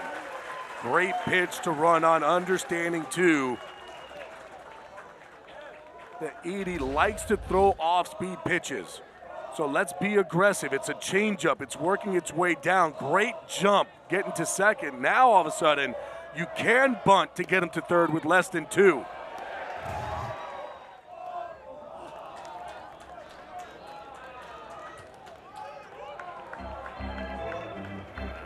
2-1 now the count to Daniels.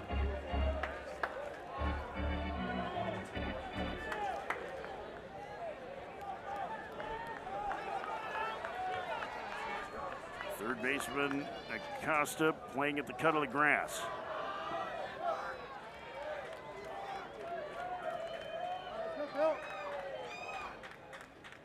Daniels bunts. It's a really good one, and they're going to have a man at third with 1 out. Ooh, just able to hold the bag is Flanagan. It's a challenge if they want to, but I think they're saying that he was on.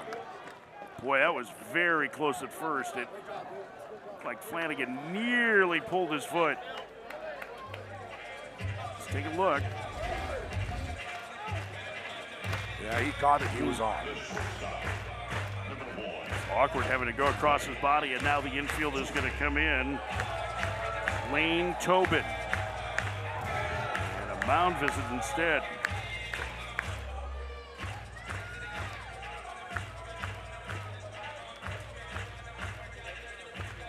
Now the question is, how likely is the Citadel, as they use an offensive timeout too, while Mitch Mormon is on the mound? I would be surprised on a bunt here. Well, that's what I was going to ask. Yeah, So Tobin knocked in the tying run on a tough error call on Sean Cody. Back in the 5th inning, UIC would reclaim the lead then. But this feels like a situation where I almost wonder how much of Mitch Mormon's visit was setting the defense and like how do you crash? How do you try and play this? Because Tobin is a guy that should handle the bat fairly well. I wouldn't be surprised here if one of these pitches is a pitch out, just to kind of see and gauge what is it that the Citadel is trying to do. You got guys on the top of the lineup that can handle that. Tobin's one of those guys. He can put a bunt down. That's how they play all season long. It's about getting the run across. Get another run. It's going to be a tell here, too, with Patel at third on his lead. You want to take as much as the third baseman is giving you. If he's giving you a whole bunch, you got to move with him. Not bunting here. The first pitch is a strike. He floats at a breaker. It's 0-1. As a hitter, you're trying to look for anything up. If you're going to be swinging the bat, you want elevation. You want to stay to the big part of the field. You don't want to roll over. 11 sacrifice bunts this year for Tobin, and he hits it to left. Racing in is Cologne. He can't get it. Patel will score. Tobin to second. He's heading to third. The throw is not in time.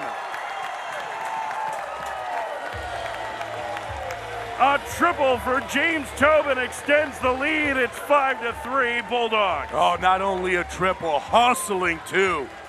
Cologne, though, did everything he can. He understood that this ball, if it gets down, you're going to be in trouble. And he has to make the decision of, I need to go get it. It's a top spin.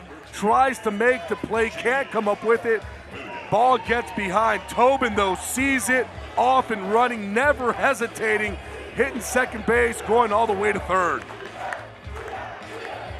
And now Jaden Williams, one of the fastest players in the SoCon, comes to the plate. And he too is a threat to bunt. He checks and takes outside, 1-0. And for Williams, same situation here. You're looking for a pitch that's elevated. You're thinking middle part. If you throw you a breaking ball, just like they did to Tobin there, you're able to still pull that one, get it up in the air. The 1-0. Inside a breaking ball. It's 2-0.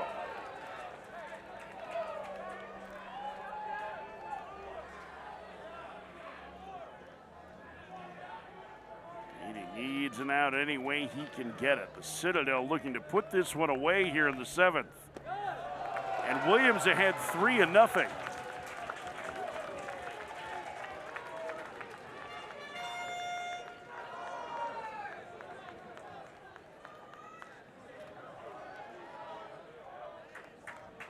Tobin down the line at third, the 3-0. It's 3-1. Boy, just floats it in there, doesn't he? Breaking pitches, he's just floating up there. That's a 3-0 breaking ball. Swing and a miss, got him to chase on that one, and the count is full. If he throws you a 3-0 breaker, you're probably going to get one on 3-1, and you're more than likely going to get one on 3-2. This is when you start to turn the field, thinking right center field now, not even center. Swing and a miss. He comes back from behind 3-0 to get Williams 2 outs. Edie, a big-time pitch. Goes with the slider, starts it away, breaks it off the plate on a 3-2 count. 3-0 went breaking ball, 3-1 breaking ball, 3-2 with the breaker. Now the infield will back up with 2 outs for TJ Anderson. Walk to the first, and it is flied to left and grounded out. And he fouls the first one at the plate, 0-1. Edie gets out of this without any further damage, it'll still give UIC a chance, but they're down to their final 6 offensive outs.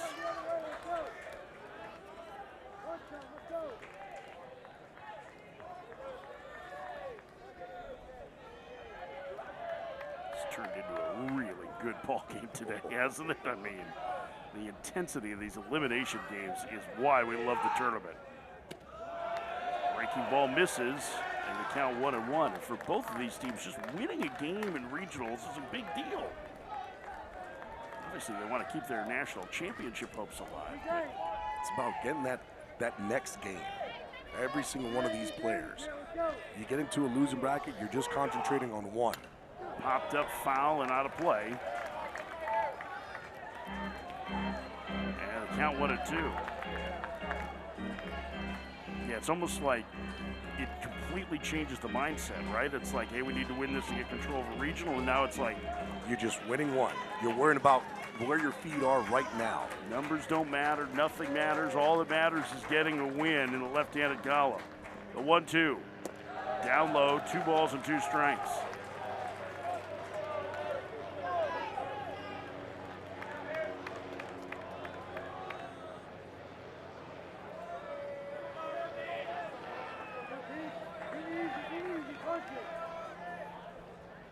The 2-2.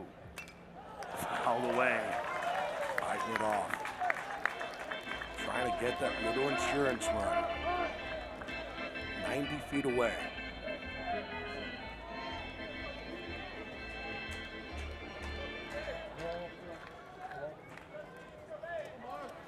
You're curved behind the plate, too. You got to remember there's a runner 90 feet away. You got to keep this ball in front of it. It's a breaking ball in the dirt. That one in front of him. Lottery numbers later, too. I'm going to keep that for me and you, buddy. I'm going to split it. I get 2 pitches, you get the winnings? It hardly seems fair. 2 outs, man at third. 5-3, the Citadel, bottom 7. The pitch. Anderson tops it foul.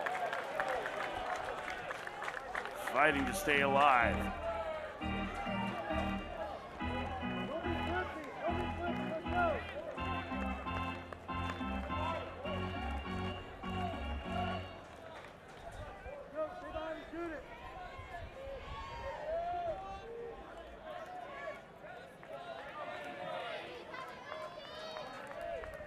The 3-2 again.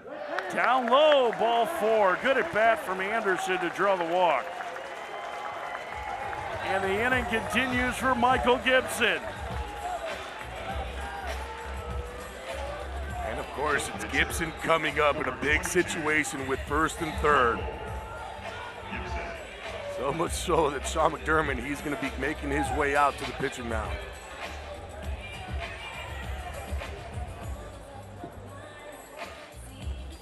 Michael Gibson, who got out of that bases loaded, nobody out, jamming the top of the inning, now with a chance to put this one on ice. As Mark Eady, the relief ace for UIC, has struggled in this inning.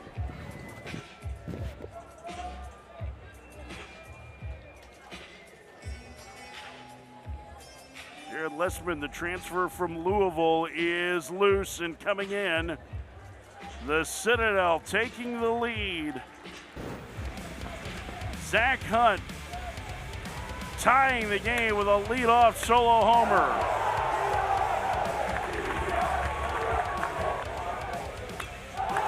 And then Sam Dansky gives the Citadel the lead.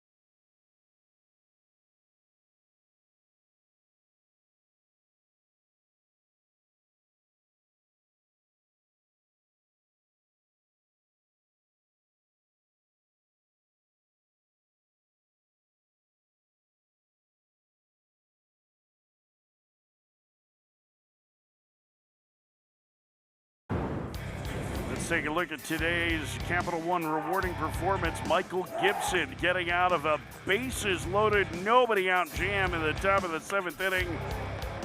A pair of strikeouts and a ground out ended. And Gibson now has seen his teammates rally with a 3 spot here in the 7th. As his spot in the order is due and he will hit against the new pitcher for UIC. Chance of the Citadel will put this out of reach. Jared Blessman is in, the transfer from Louisville. Lesman with a good fastball. It's only 87 to 90 miles an hour, but stays on plane, has a lot of run to it. Guy's only hitting 197 against him.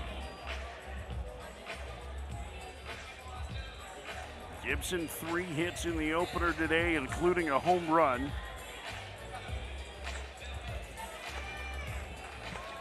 He delivered a sacrifice fly in the first inning that gave the Citadel the lead. Now trying to break it open for them here in the 7th.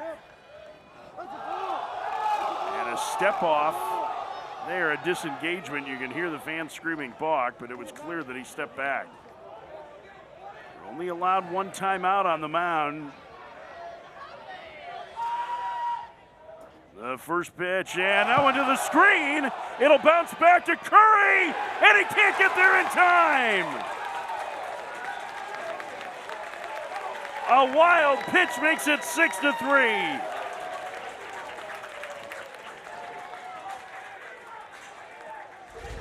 He wanted to throw the curveball.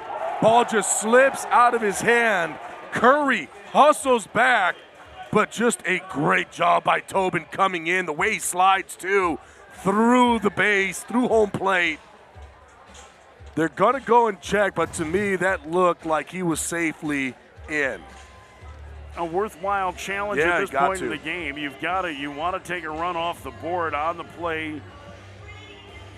The runner Anderson went to second. I think what they're doing, try to look at, does he actually touch home on the slide? Look, you can see where he's sliding, and it's the edge of the plate. You know, it was smart either way, Gabby, for Curry to get up to tag Tobin just in case. Yeah, just in case. He did miss the plate. Oh, that's going to be close. Oh, does he hit? Oh, I think he may have missed it. Where's the forearm? Wow, that zoom in from our crew here. Incredible. It looks like it's up. Where's that forearm and where's the elbow? The forearm looks like it reaches. Oh, did the elbow get the corner? It looks like the back end of the forearm does graze home plate. Wow. To me, there's not going to be look. enough anyways to overturn that. But it does look like the forearm does come down on the corner of home plate. Well, the folks in Pittsburgh have their work cut off for him on this one. I will say that Bob Howard, too, the home plate umpire, was all over that call. He was looking straight down. You can see where he's at, the angle that he has. He sees it right away, and right away he was calling safe. But here's the hand. The hand looks like it is over, and it is up. But I'm looking at the form, and it looks like the form does come in right, a little bit more right there, and goes right over the corner. The question is, of the plate. Yeah, I mean, the question is, did it just spread dirt across the plate, or did the forearm do it? We're going to get another look here.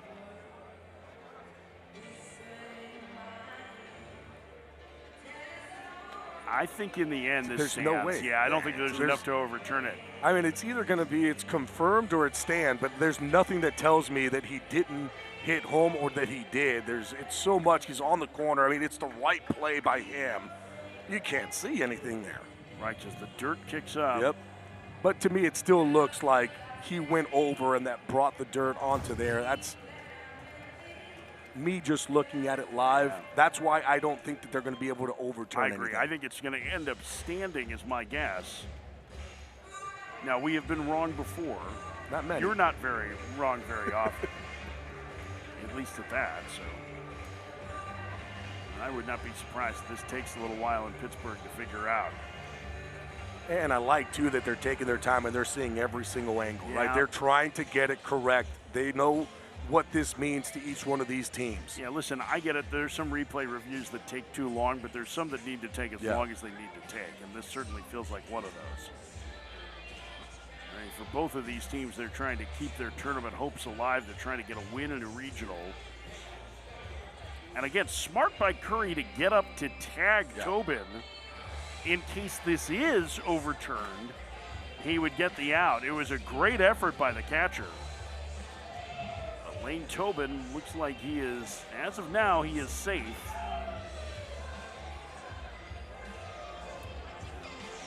One more look here.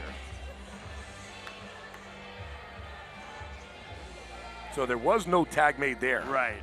And Curry right away gets up and runs straight at him. And you can see the safe call by Bob Howard. Safe, right away. He said safe. As soon as he said safe, that means he hits home plate. If he doesn't say anything, that means that he doesn't think that they hit.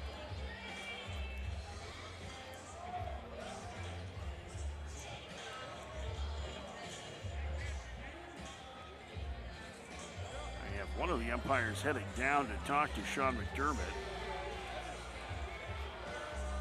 just to make sure that they had everything right, apparently. I was trying to see Sean McDermott's face to see if he would give us any cues of what was going on and what was said. Any lip readers? Now we're on the phone.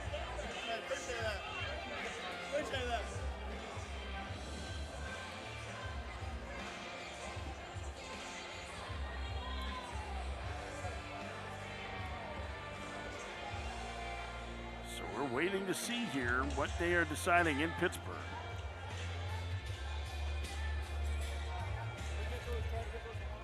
All right, and we are going to get the call here. After review, the runner's safe. The call is confirmed. UIC has one challenge remaining. Call confirmed. Eric Malika, the crew chief, making the call. And now a man in scoring position, and already 4 runs home in the inning for the Citadel as they've taken a 3-run lead.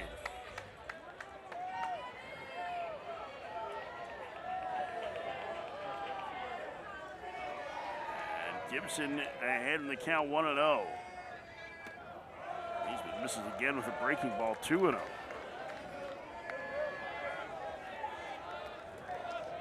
Both relievers, having come into this game for UIC, have started with breaking balls, and neither of them have been able to find the plate with it.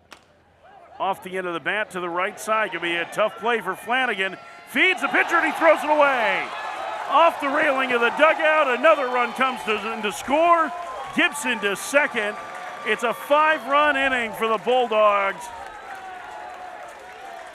And they lead 7-3. This should be a base hit and an error. I will say that this is one where Flanagan probably should have stayed back. You got to let your second baseman try to make that play, because that's going to be too tough for your pitcher who's coming in to try to turn his body to make that play. Sean McDermott's going to make another pitching change here. The Citadel with a 7-3 lead over UIC, and looking for more here in the bottom of the 7th.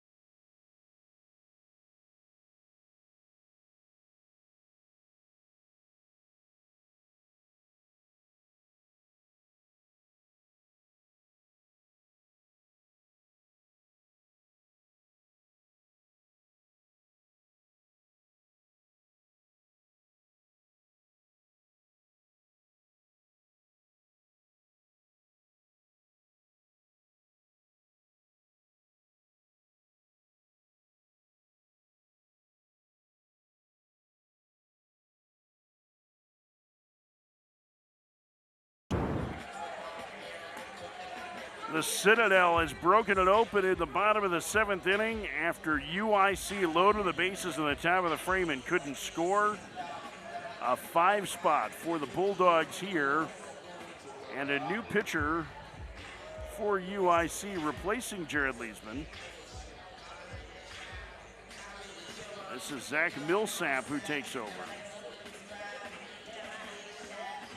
A senior in his 3rd year in the program. Again, just like the other 2 that came in, like Edie and Lesman, a lot of breaking pitches. Will throw the slider up more than he throws the fastball, about 48% of the time. Fastball about 87, 90 miles an hour.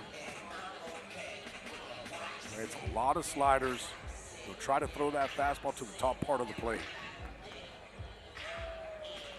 Matthew Lively will be the hitter. He entered the last inning defensively, as you see Millsap, the senior right-hander, what he's done this year. Lively entered Christian Stratus in the last half inning defensively. We weren't sure why. Jaden Williams moved to right field. Now Lively in a spot with a chance to open things up even further for the Citadel here. They still have a man on scoring position with 2 outs. And it's been an interminable 7th inning for UIC.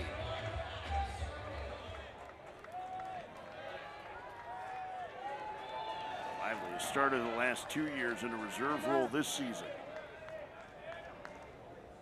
Swings at the first pitch and misses. It's 0-1. Winner stays in regionals. The loser's time in the NCAA tournament ends. They will take the exit off the road to Omaha.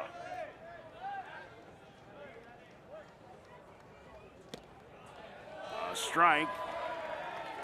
And the count 0-2.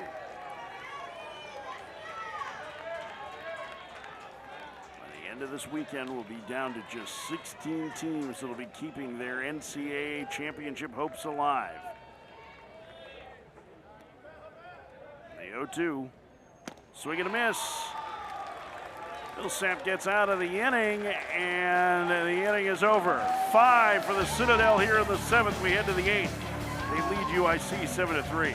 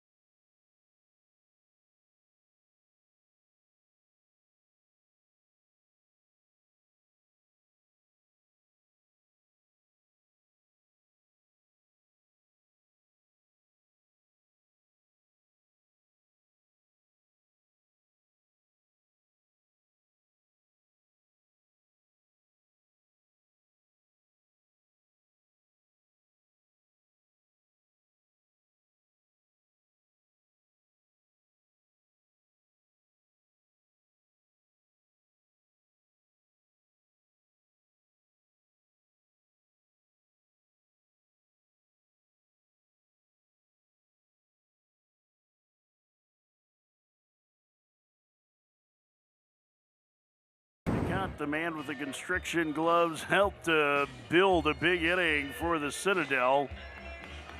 Back-to-back homers for him, and Sam Dansky gave them the lead in a 5-run frame. This is the second time this year they've gone back-to-back. Well, it's when they needed it too, right? I know. They had a huge inning in that 7th to get out of a bases-loaded jam. Momentum all of a sudden goes to their side, and really started to build after that Zach Hunt home run. I mean, for Dansky, only his 4th homer of the year. It was no cheapie. No, he hit it. And now UIC, who has been in a tight affair, has 6 outs to play with to keep their regional hopes alive. They trail by 4. Will Flanagan, 2 homers yesterday. RBI base hit in the 6th. Takes down and in. It's 1-0. UIC had 1st and 3rd, 1 out after that Flanagan single in the 6th. They couldn't score. And then in the 7th, they missed an opportunity, and Flanagan didn't miss this one. And it's his 3rd homer of the tournament. A solo shot off Gibson, and UIC gets one back. It's 7-4. Will Flanagan has been a star for UIC here in Atlanta. Yeah, this is a fun one today. Will Flanagan's not going to want to leave this No ballpark. kidding. Third home run of the regional. This was a no-doubter off the bat. Fastball in, gets underneath it, hit it a mile up in the air. 96 miles an hour off the bat. See you later, ball. 7-4 game. Sean Cody hits. Tap back to the mound. With runners at first and third and one out as last time. Deep in the hole at short. Circling Tobin. Throws to first. Just does get him. Fine play by Lane Tobin for out number one. Why, that's a nice play by Lane Tobin at shortstop. Fielding this ground ball, and what I love is the way that he turns his body. Gets around it, understands where he's at. Nice, easy throw over to first. Beautiful play. One out, Gavin Acosta, the number 9 hitter. And he's hit by a pitch. Well, now the top of the lineup is coming, and Ashton Campa finally had his first hit of this tournament his last trip. The designated hitter, number 16, Ashton. I would say don't go anywhere, folks, because This is a pretty dang exciting game now. Campa, a bloop single that started that rally that UIC could not cash in on in the 7th, and he hammers it deep to right field, and this is a one-run game.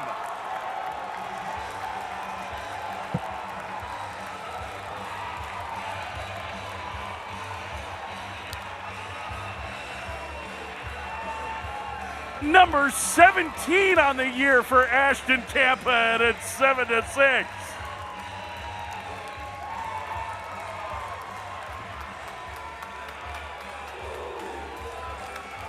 all of a sudden, UIC, they're feeling it.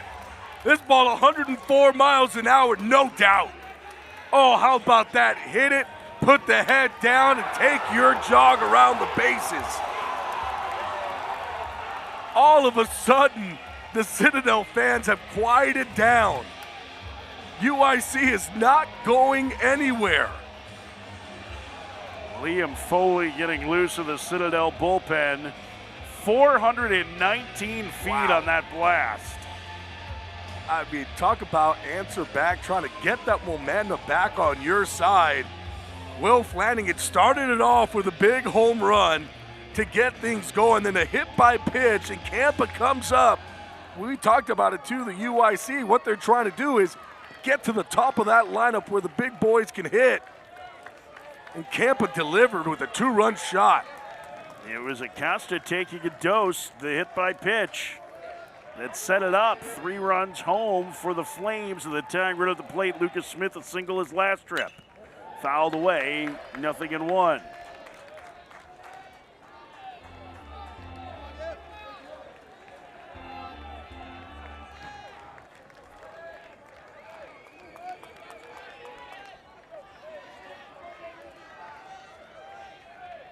Here's the 0-1. And the count 0-2.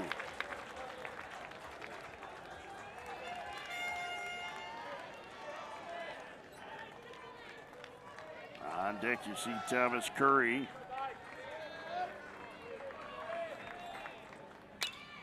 Smith pops it foul, first base side. Hunt racing over, and that'll be into the party patio area. What a game. No, This is what college baseball is all about. This is what regional baseball is all about. Teams just giving it out, putting it all out there, not wanting to go home. just throwing haymakers at each other, too.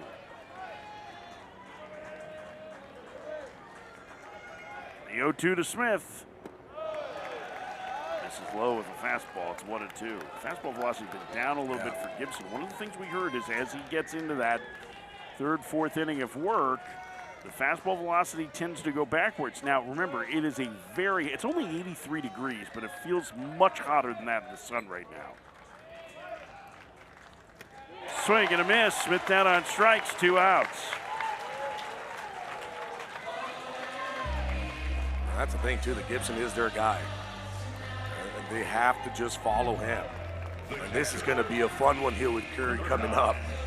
Well, remember, Curry lined a ball off the right field fence, and a big play by Jaden Williams to get to that quickly stopped a runner from scoring on the play, and the Citadel got out of the inning without allowing a run in the 7th. Curry also tried to make that diving play at the plate on the wild pitch, and trying to get the runner Tobin.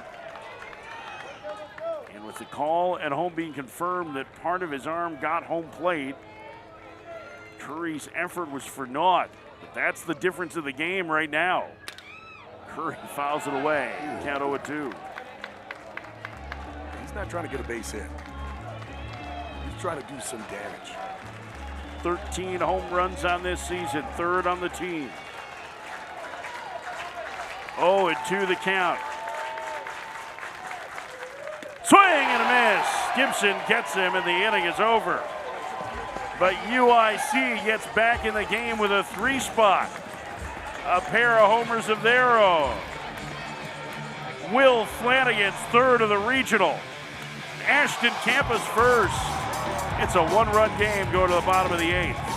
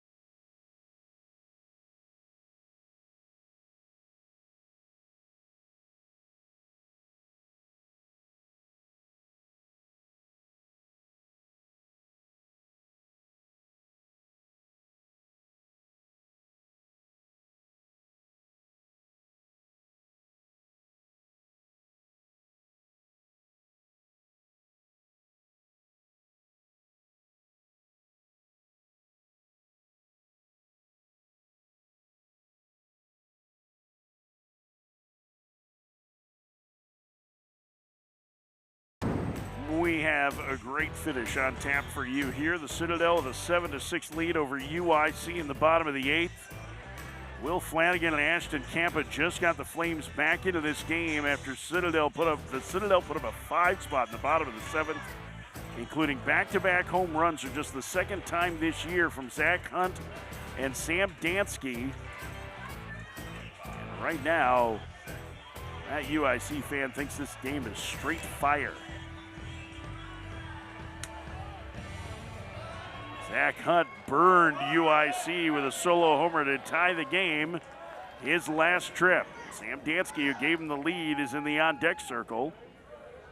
And Thomas Curry needs a new watch. Here's how the Citadel got even. This was after the UIC Flames had the bases loaded, nobody out in the 7th that couldn't score. Zach Hunt. Brandon Bach knew it. He was frustrated with the location of that pitch. I didn't realize that was that big a breaking ball that Sam Dansky hit out either. Hey, he stayed on it, stayed through it, drove it out of the ballpark. That was a really nice swing by Sam Dansky. We're really fortunate to be able to do these games at regionals. This is one of the most memorable ones, I think, and it's a 3-4 elimination game in the middle of the afternoon on Saturday. First pitch to Zach Hunt, inside 1-0. Hunt, a JUCO bandit, who eschews batting gloves for construction gloves because they last longer. $7. You can pick them up at a hardware store. It lasts for 6 months. Takes a strike. The count 1-1. There you see him.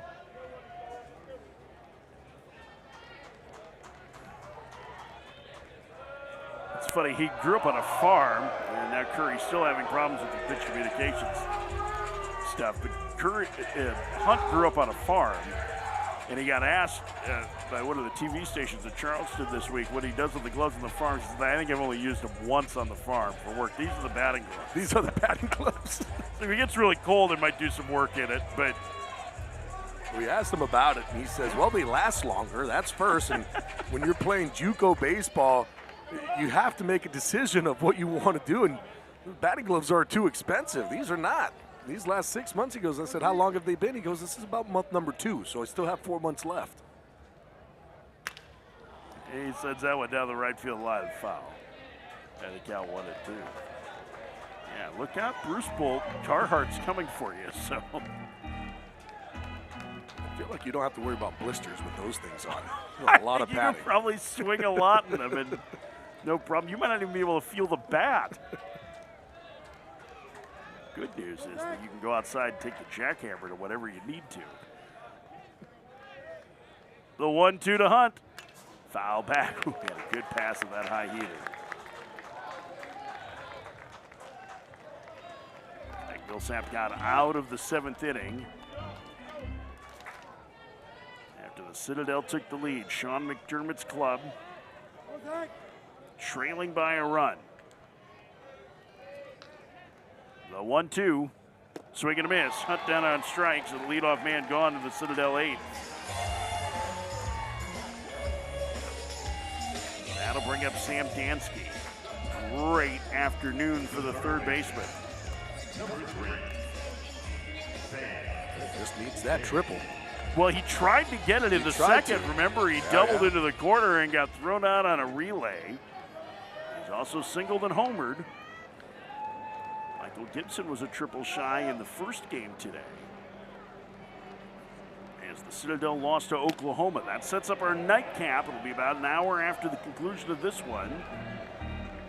An hour or so. Sellout crowd expected when Georgia Tech and Oklahoma meet in the 1-0 game.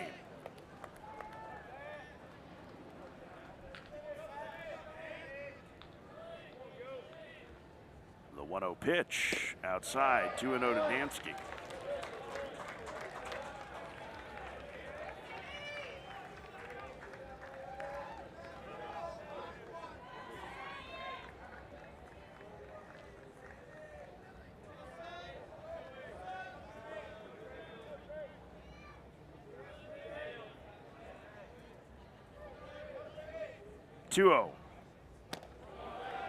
Strike, and the count 2-1.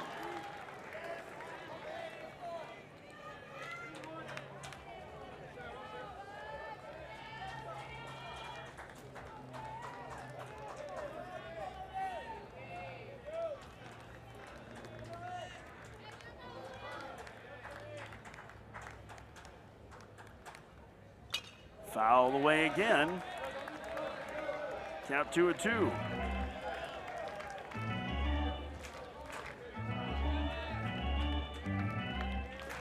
Just getting word that Xander Mercurius, freshman's going to start tonight for Oklahoma. Tate McKee scheduled to go for Georgia Tech, their ace in the 1-0 game. 2-2 the count. The pitch. And the count goes full to Dansky. 1 out, nobody on. Last of the 8th. The Citadel batting, leading UIC 7-6.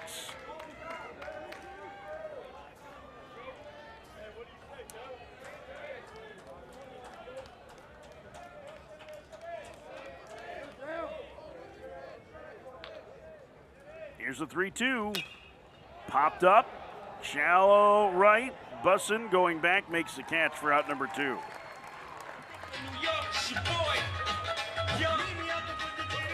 Arian Patel will hit.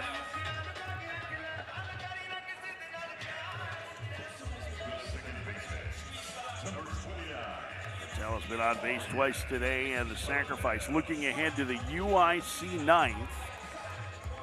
The heart of their order is due. Bussin, their leading home run hitter, the second baseman, then Alexander Wright, the right fielder, and Vidal Colon. 4, 5, and 6, which means if anybody gets on, Will Flanagan, who's hit 3 homers in the regional, would bat. Here's Bussin, Wright, and Colon. We had a big 2-run double back of the 4th. There's Flanagan, hoping he gets a chance. He's been their best hitter in this tournament. The 0-1, swing and a miss. It's 0-2 to Patel. With nobody up in the Citadel bullpen, they will probably have to do it against Michael Gibson. After Millsap doing exactly what he needed to do. Come in and have a shutdown inning. Giving this team a chance in the top of the 9th. UIC got 3 in the top of the 8th to make this a 1-run game. Upstairs, it's 1-2. Wouldn't be surprised here if you see a fastball to the top of the zone.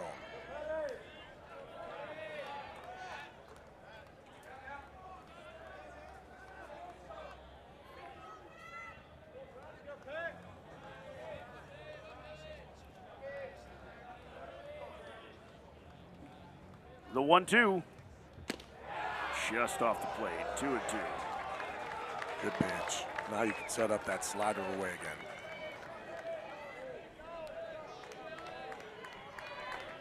There's Gibson getting ready for the 9th. Their two-way star.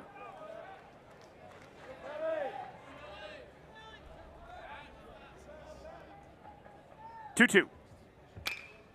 To short, Cody has it. He will throw to first in time, and a 1-2-3 inning for Millsap. We head to the 9th. The Citadel clinging to a 1-run lead. Fasten those seatbelts.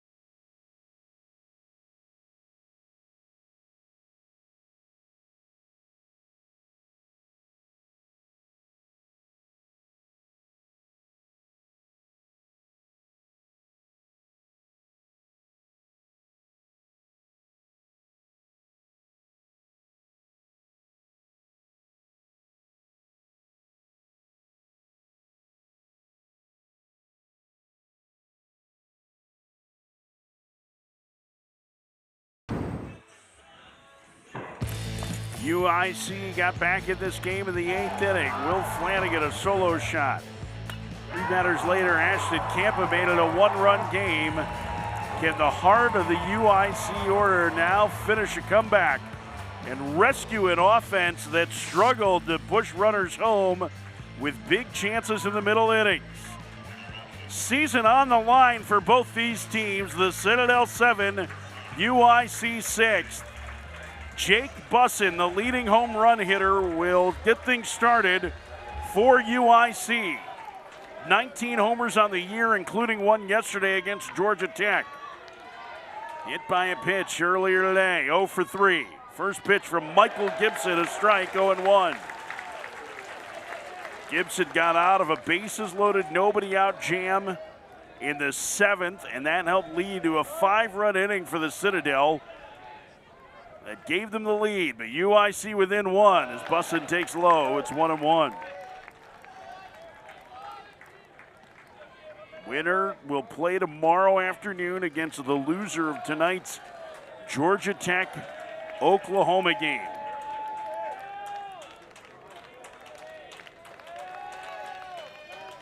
Gibson's 1-1. Check swing, no swing. 2-1. And you talked about it too, the velocity right now with Gibson, 90, 91 miles an hour. When he first came into this ball game, he was 94, 95. 2-1. The pitch. Swing and a miss. Bussin coming out of his shoes on that curveball. I think Bussin knew, though, that he was going to probably be getting a breaking ball. He saw it up. For me, just swung a little too hard on that one. But you can understand in this situation, trying to do something spectacular. 2-2. Swing and a miss. Gibson gets the powerful leadoff man of the ninth.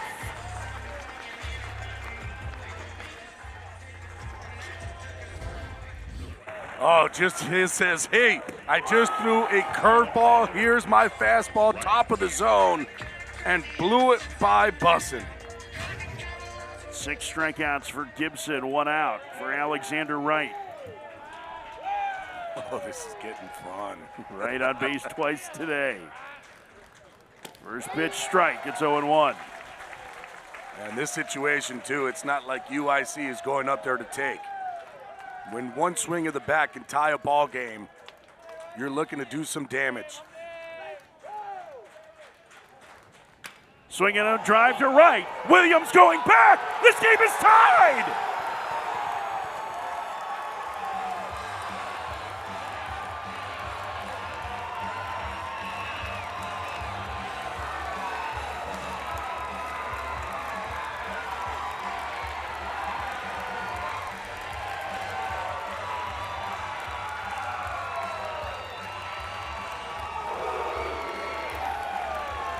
Just the 4th of the year for Alexander Wright, and this game is tied. Wow. This is why college baseball is so much fun. 9th inning, gets a fastball, stays on it, and drives it. It's 106 miles an hour off the bat. And for Alexander Wright, no bigger home run than that one right there.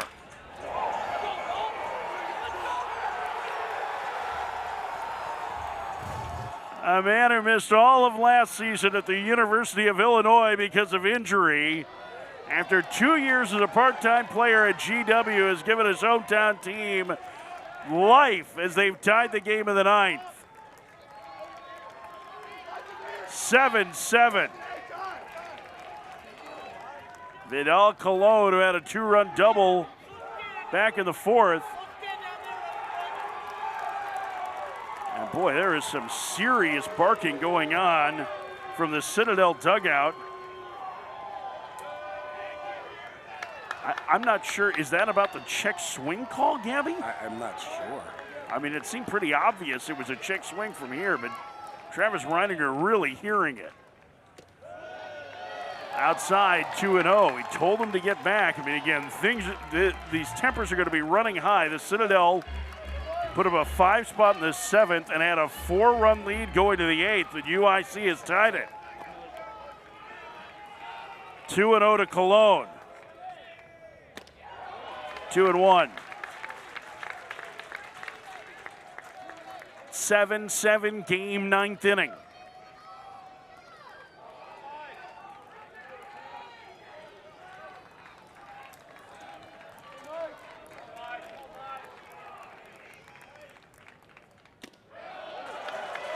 And the count evens at 2-2 to Cologne.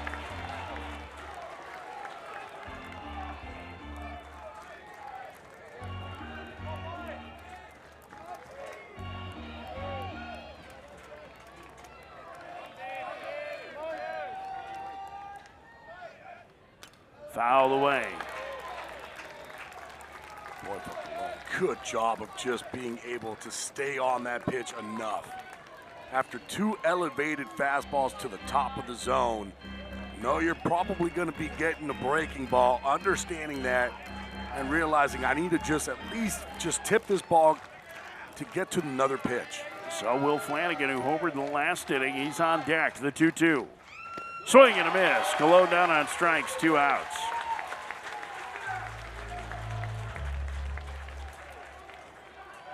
That'll bring up Will Flanagan. 3 homers in this regional, including a solo shot to start the 8th off Gibson. Michael Gibson has allowed 9 home runs this season, 5 of them in his last 2 outings, 2 against Mercer and 3 today. He also just hit a season high with his 7th strikeout. Got to be careful here, though, if you're Gibson, because Will Flanagan right now is seeing the ball extremely well. Breaking ball strike. Started with a slow curveball. It's 0-1. 9-1-2 due in the bottom of the 9th for the Citadel.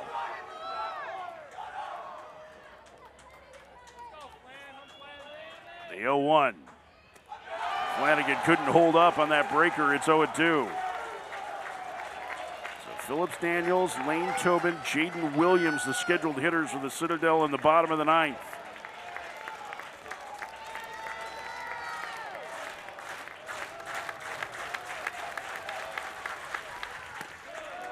Takes a fastball high. You can go right back to that pitch again. I wouldn't be throwing that fastball anywhere in the zone.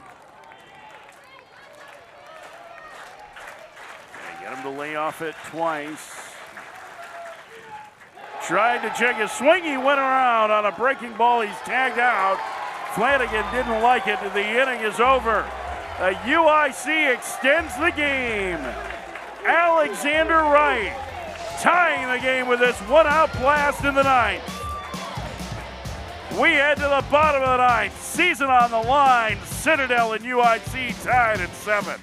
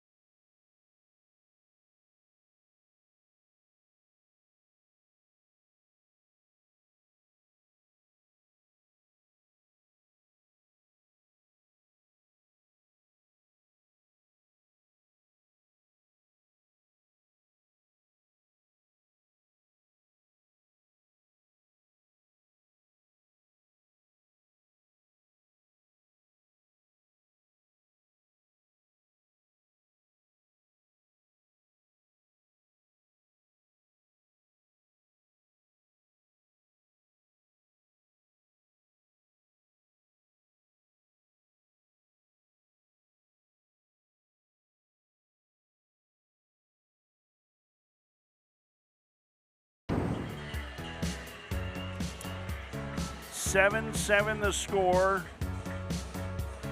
Bottom of the 9th inning, the Citadel has seen a 4-run lead evaporate in the last 2 innings. Alexander Wright solo home run with 1 out in the 9th, keeping the season alive for UIC. 9-1-2 due for the Bulldogs. And it's their leader, Phillips Daniels, that'll hit. 0 for 2 with a sacrifice today. This man has caught both ends of a very, very warm doubleheader. Citadel lost to Oklahoma earlier today. Now trying to keep their season alive. All they need is to push across a run here in the 9th. First pitch to Daniels, back through the middle, and the winning run is aboard.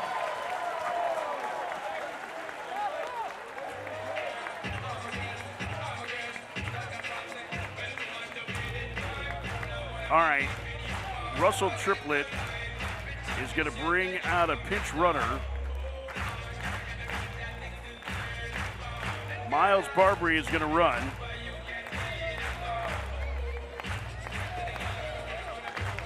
Jaden Williams at the plate. Excuse me, Lane Tobin at the plate.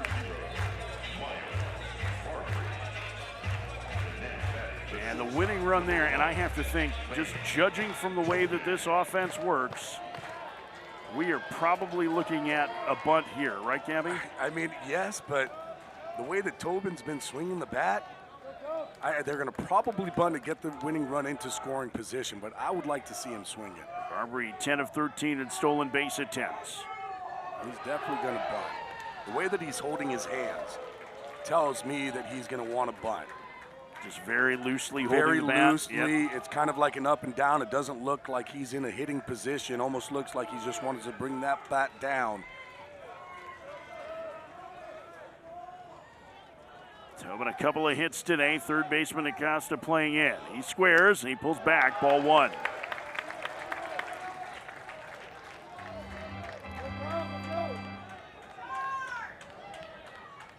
Citadel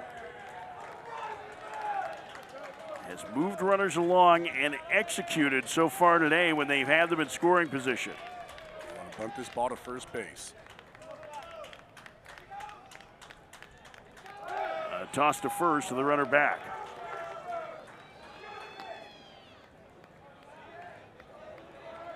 This is always the tough moment for these teams. So many of these student athletes, like Zach Millsap, may not get a chance to play professional baseball. This could be the last time they compete at a high level. Runner goes, squares the bunt, back pick to first, and just getting back is Barbary. Throw by Curry, but Barbary able to get back. This is something that we saw earlier where you show the bunt, they're going to go take off. And sometimes, though, too, with Barbary at first base, where you got to realize I didn't get a great jump. I need to stop and get back to first base. Smart job by him if he felt like he didn't get that jump he wanted. Another pick to first, and Barbary back. Well, at some point, it's not going to be about the throws. It's going to be about the execution, getting it down, and then getting the big hit. And if you're Millsap, you have to start varying times to the plate. Another pick throw. The other thing, too, is that Millsap, he does like to utilize the breaking pitch. So a lot of times, after a guy picks over a couple times, he's trying to keep him close because he wants to go to the slider. He's got a higher leg raise, too.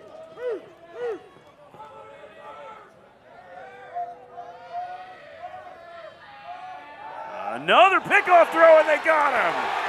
Barbary was leaning, and he picked him off. The Citadel will challenge. Citadel challenging that call first base. This play's under review. He was heading in the wrong direction, Gabby, and if he got back, it is a huge stroke of luck. Yeah, you could see that he was making the motion over. Ooh, he may have gotten in. He might have gotten in. I'm going to look at that shoulder. Where's the tag? Because it looks like he missed the form and got him in the top of the shoulder. And does that hand get in there? But boy, that is a no-no. You got to make sure that he is going home. I get it, trying to be aggressive. Looked like they were going to try to steal with the bunt. If you saw a good jump, you take it back. I mean, I think Flanagan, it looked like his glove hit the dirt before he tagged him, and that may have slowed it down. That may be what saves Barbary here. The only thing was, and the only thing I was looking at was, does he tag the forearm first before he tags the shoulder? Gonna blow this up. So where is the tag? Does a tag go to the forearm? It feels like his hand is back. That's gonna be close. It's tough to tell there because since it's blown up so much, does it actually tag the form? When it's hard to tell. He hits the dirt there. It's that initial over. Does it pass over the form or not? And I can't tell. Remember we had on the play at the plate, right? all the dirt that came up. Now here's a new look for us. And that one there too, does he, I mean, I don't know if he's grazing the form or not. It's hard. He does hit the ground first. That one you can't really tell much. That last one maybe a little bit more. The umpires have their decision. The out at first base confirmed. Confirmed. Citadel has 1 challenge remaining. And I think that's what they saw. I think it was the tag hits the forearm, then the shoulder. On here, right there, it looks like it hits the forearm, then jumps up to the shoulder, and that's what they saw. So now nobody on, 1 out in the bottom of the 9th for Lane Tobin.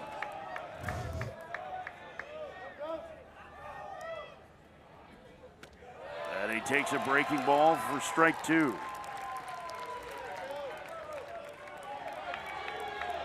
A huge pickoff by Millsap has taken the winning run off base here in the 9th.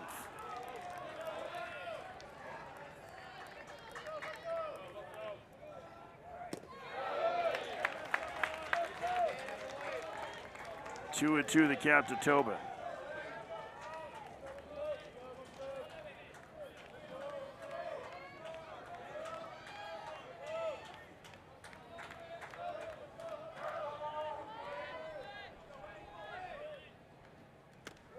Upstairs, the count goes full to the leadoff man in the Citadel's lineup. Lane Tobin does have 2 home runs on the year. 3 and 2 the count.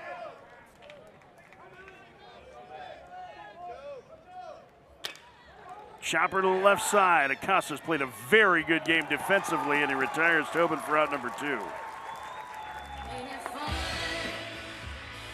And here's the freshman Jaden Williams.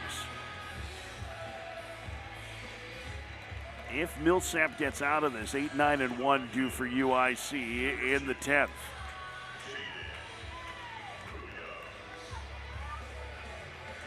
Seven game, bottom 9.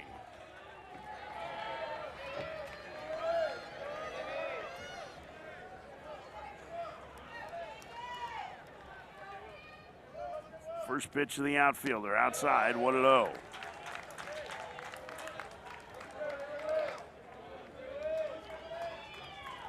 Williams hitless in 3 trips today. Actually walked as well, so 4 plate appearances. He's punched out twice. Takes a strike. 1-1.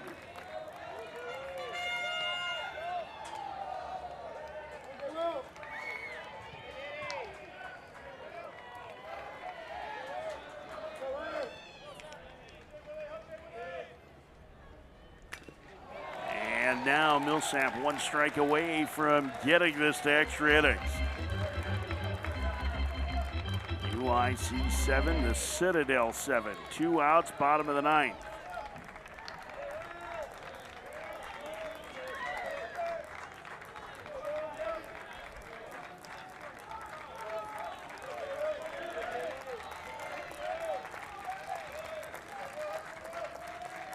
The 1-2.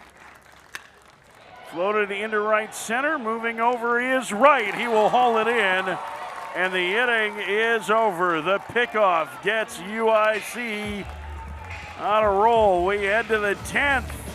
Both these teams fighting to stay alive in the tournament of this 7-7 game.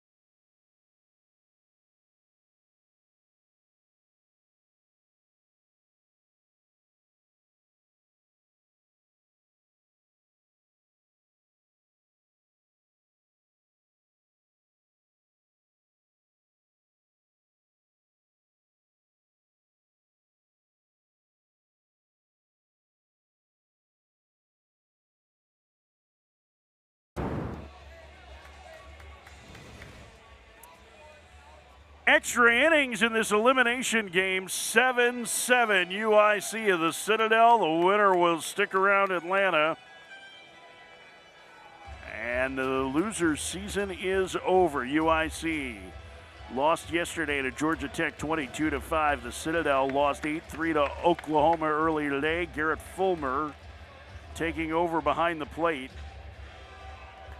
after Phillips Daniels was pinch run for. And Michael Gibson will continue here for the Citadel. 8-9-1 due for UIC in the 10th. Leading off the top of the 10th for UIC, the shortstop, number 32, Sean Cody to lead things off, the freshman shortstop. 0 for 4. 2 strikeouts, 2 groundouts. He takes a breaking ball strike, 0-1. Cody has been a steady defensive presence in the second half of this season, and the offense has gotten better as the year has come on, but he has not had a great regional so far. Fouls it back. Got a pitch to hit there. It's 0-2. Yeah, for me right now, for Sean Cody, just try to do a little bit too much, but it's what's going to happen with a freshman out there.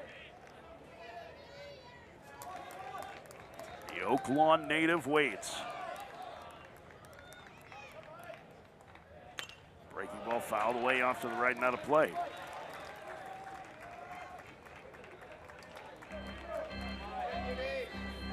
Gotta love the fight, though.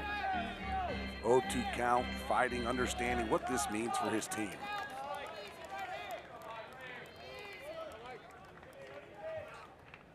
That one missed. 1-2. Likes to go to the top with the fastball, then come back with the breaking pitch. And Cody hits it in the air to left, going back on it TJ Anderson, and in the alley, the left fielder will run it down for out number 1. He got the breaking ball, and it stayed up. He just missed it, got jammed on it. You're Gibson, you got to be careful with that pitch. You got to get on top of it on a 1-2 count. Gavin Acosta hits, the number 9 hitter. He was hit by a pitch in the 8th and scored on the Ashton Campa home run. And he hits it the other way. Williams will make the catch. Ooh, a little more exciting than we thought it would be for round number 2. I think he's pointing up to the sun. Actually, on the glasses, you could see the sun when he was looking up. Looked like he lost it for a second. number 16, Ooh, makes the play. You can see him clean. Yeah, that sun is right there on me.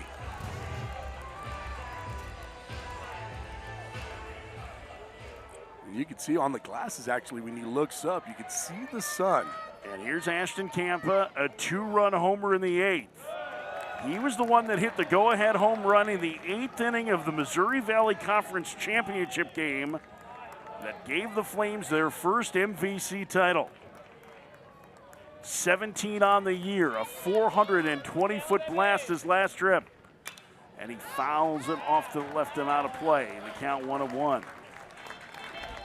That home run, one of 3 that Michael Gibson has given up today. 7-7 the score, top of the 10th.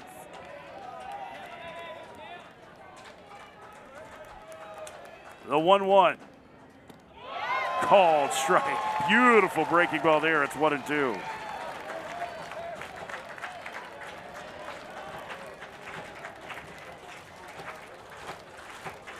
Gibson trying to get out and give the heart of his order a chance to win it in the 10th.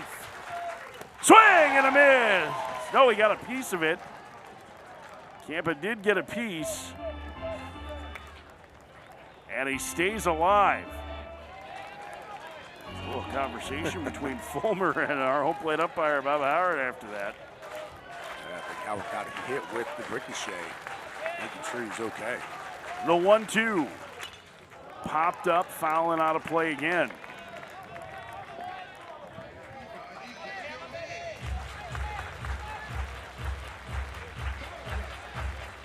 Gibson being asked to carry the load today out of the bullpen for the Citadel. Yeah, gutsy performance. Pitch number 70 coming up. Swinging a fly ball deep to right center field. Did Ashton Campa do it? He did!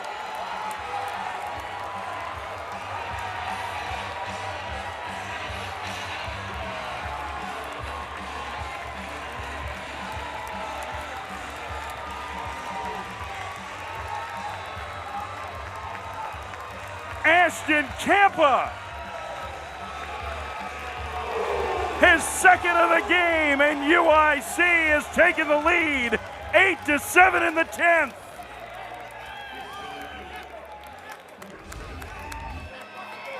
Ashton Campa showing off the guns. Breaking ball down in the zone, stays on it, and delivers a huge hit. A go-ahead home run, top of the 10th. And the first pitch misses outside to Lucas Smith. This is not a bad pitch at all. Down in the zone, Campa drops the bat head, and he knew it. Another 400-foot blast from the leadoff man. Smith, a hot shot to short. Tobin will throw him out, and UIC 3 outs away from staying alive. The 4 seed has rallied from a 4-run deficit to take the lead in the 10th on a home run from Ashton Campa. 8-7 heading to the bottom of the 10th.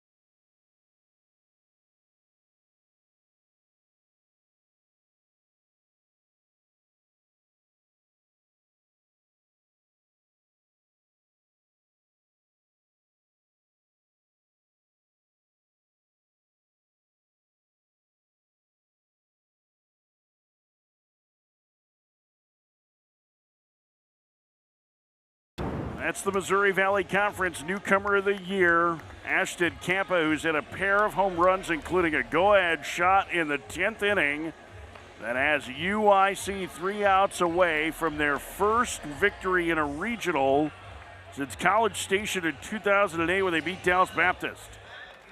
He didn't have a hit at all in the regional. I know. He waited till the 7th inning to get his first hit, and then all of a sudden decided, those aren't good enough. Let me hit a couple home runs to go along with it. And how about it was a flare the other way that got him going, right? It was a little blooper into left center field, but Campa with the game-winning home run in the Missouri Valley Conference Tournament Finals now has the Flames 3 outs away from just the 3rd postseason win in school history. And the transfer from Valparaiso, Jake Jakubowski, is on. He is a strike thrower, and he's going to have to go through the heart of the Citadel lineup. Yeah, funky pitcher, too, the way that he throws the baseball, crouches down. It's a low slot, almost sidearm that he's delivering. It's straight sidearm, actually.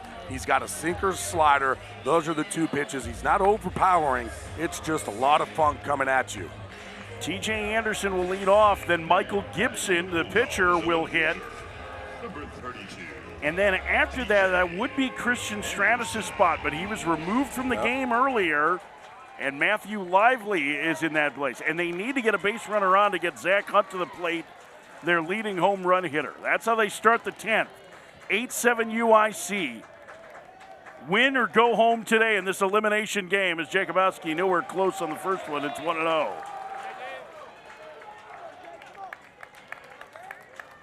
Anderson, half a dozen home runs on the season. The only left-handed hitter in their lineup.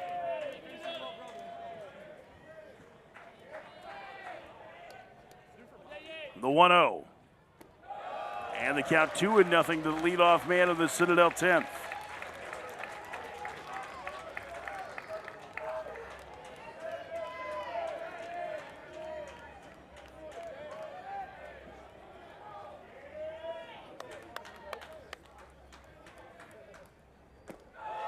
And Anderson's ahead 3-0. And that's the last thing they wanted to start the inning with if you're Sean McDermott's club. These are the situations with TJ Anderson up. You're really taking. You need to get on base. Typically not a team that's going to hit a lot of home runs. Only have one guy on the team with 2, and that's Zach Hunt, and you need somebody on to get to him. And a 4-pitch walk has the tying run aboard in the 10th with nobody out. Not what Jakubowski wanted to do in this situation. Your team just took the lead in the top of the 10th. A 4-pitch walk. I mean, this is a big moment in a game. A lot of pressure.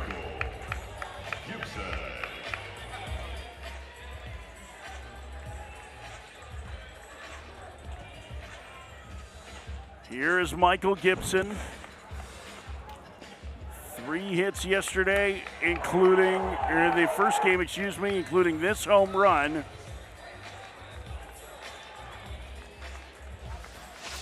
The pitcher who has allowed 4 homers in this game. Now with a chance to win it with 1 swing. Sac fly back in the first. 8-7 UIC, bottom 10. First pitch. He squares to bunt and takes a ball outside, 1-0. This is interesting. With Gibson up, I'm not letting him bunt. I'm letting him swing away, and I know that that's the style of play for the Citadel, but boy, I want him to swing the bat. He squares and takes ball 2. And more even now. Here's a situation. It's a smart move going out to talk to Jakubowski. But you're in a situation here where Acosta, he's coming in hard on that bunt. You can slash. You can bring it back and slash it and try to pull that ball down that third base slide, and all of a sudden you can have second and third and the winning run being in scoring position. But I want Gibson to swing. See the face of Jakubowski as he listens to Mitch Morbin, his pitching coach, the recruiting coordinator for UIC.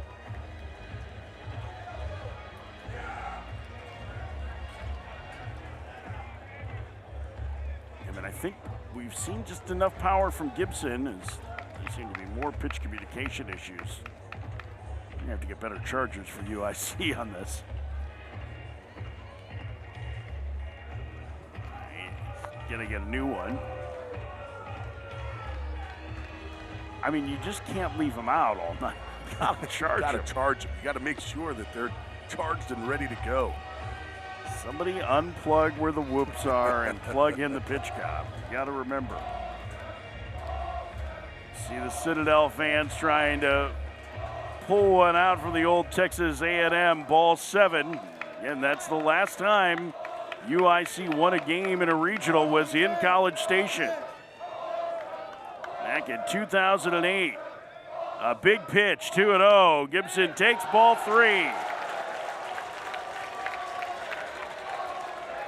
3 balls and no strikes to Michael Gibson. I've got to think that these bunts are just showing it just a take and bringing it back. He's typically not going to bunt in that situation. He takes a strike, the first of the inning from Jakubowski. It's 3-1. UIC 8, the Citadel 7, bottom of the 10th inning, tying run at first. Got to be swinging here. 3-1, looking for a pitch to do some damage with. Hitting over 400 on the year. The runner goes, the pitch is a ball, and now the winning run is aboard. Now I'm bunting. Lively coming up. Go ahead and put that bunt down, get the winning run over to second base, get the tying run over to third with less than 2. Matthew Lively, who entered the game for Christian Stratus. Not entirely sure why Stratus left the game, but he's one of their better hitters. You got a bunt to third here. You need Acosta to come and be the one to field this ball, needing him to vacate from third. 19 times this year, 10 sacrifices. He squares the bunt and he bunts it foul up along third. It's 0-1.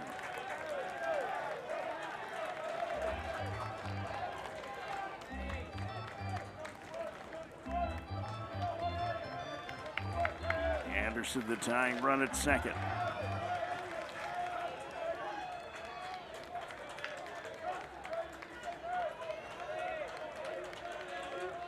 Kabowski's set, and the 0-1. And that one bunted, and it's a good bunt. Acosta's only play will be the first, and just in time to get Lively for out number one. But now the tying run is 90 feet away, and the winning run is in scoring position. And I'm walking him.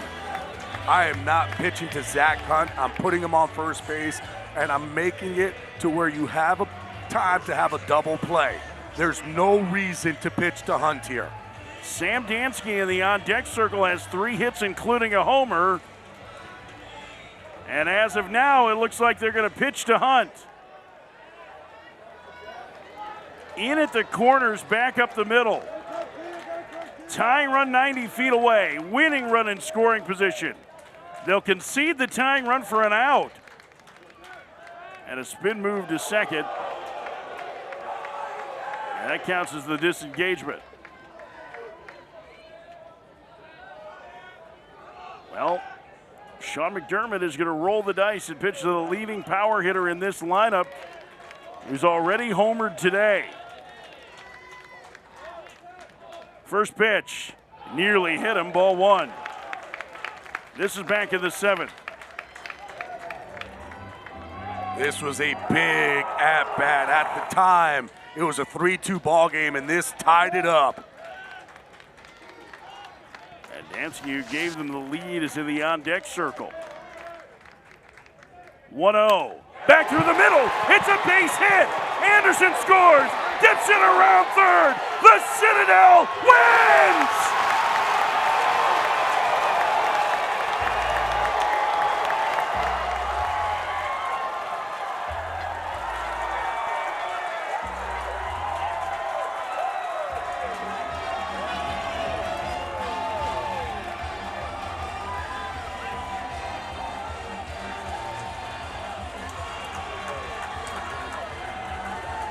Zach Hunt just built a moment to remember. The Citadel in a regional for the first time in 16 years has won a game. It takes them 10 innings, but they outlast UIC 9-8 on a walk-off single from their biggest slugger.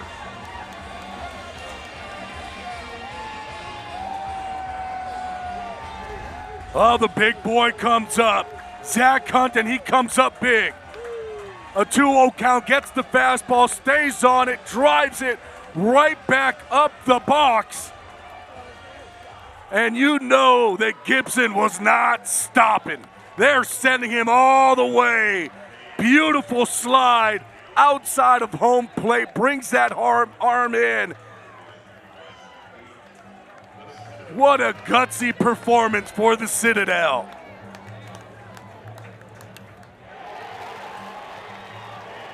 First regional since 2010. First regional victory since 2010. Michael Gibson scores the game winner. And Zach Hunt is with us now, the hero.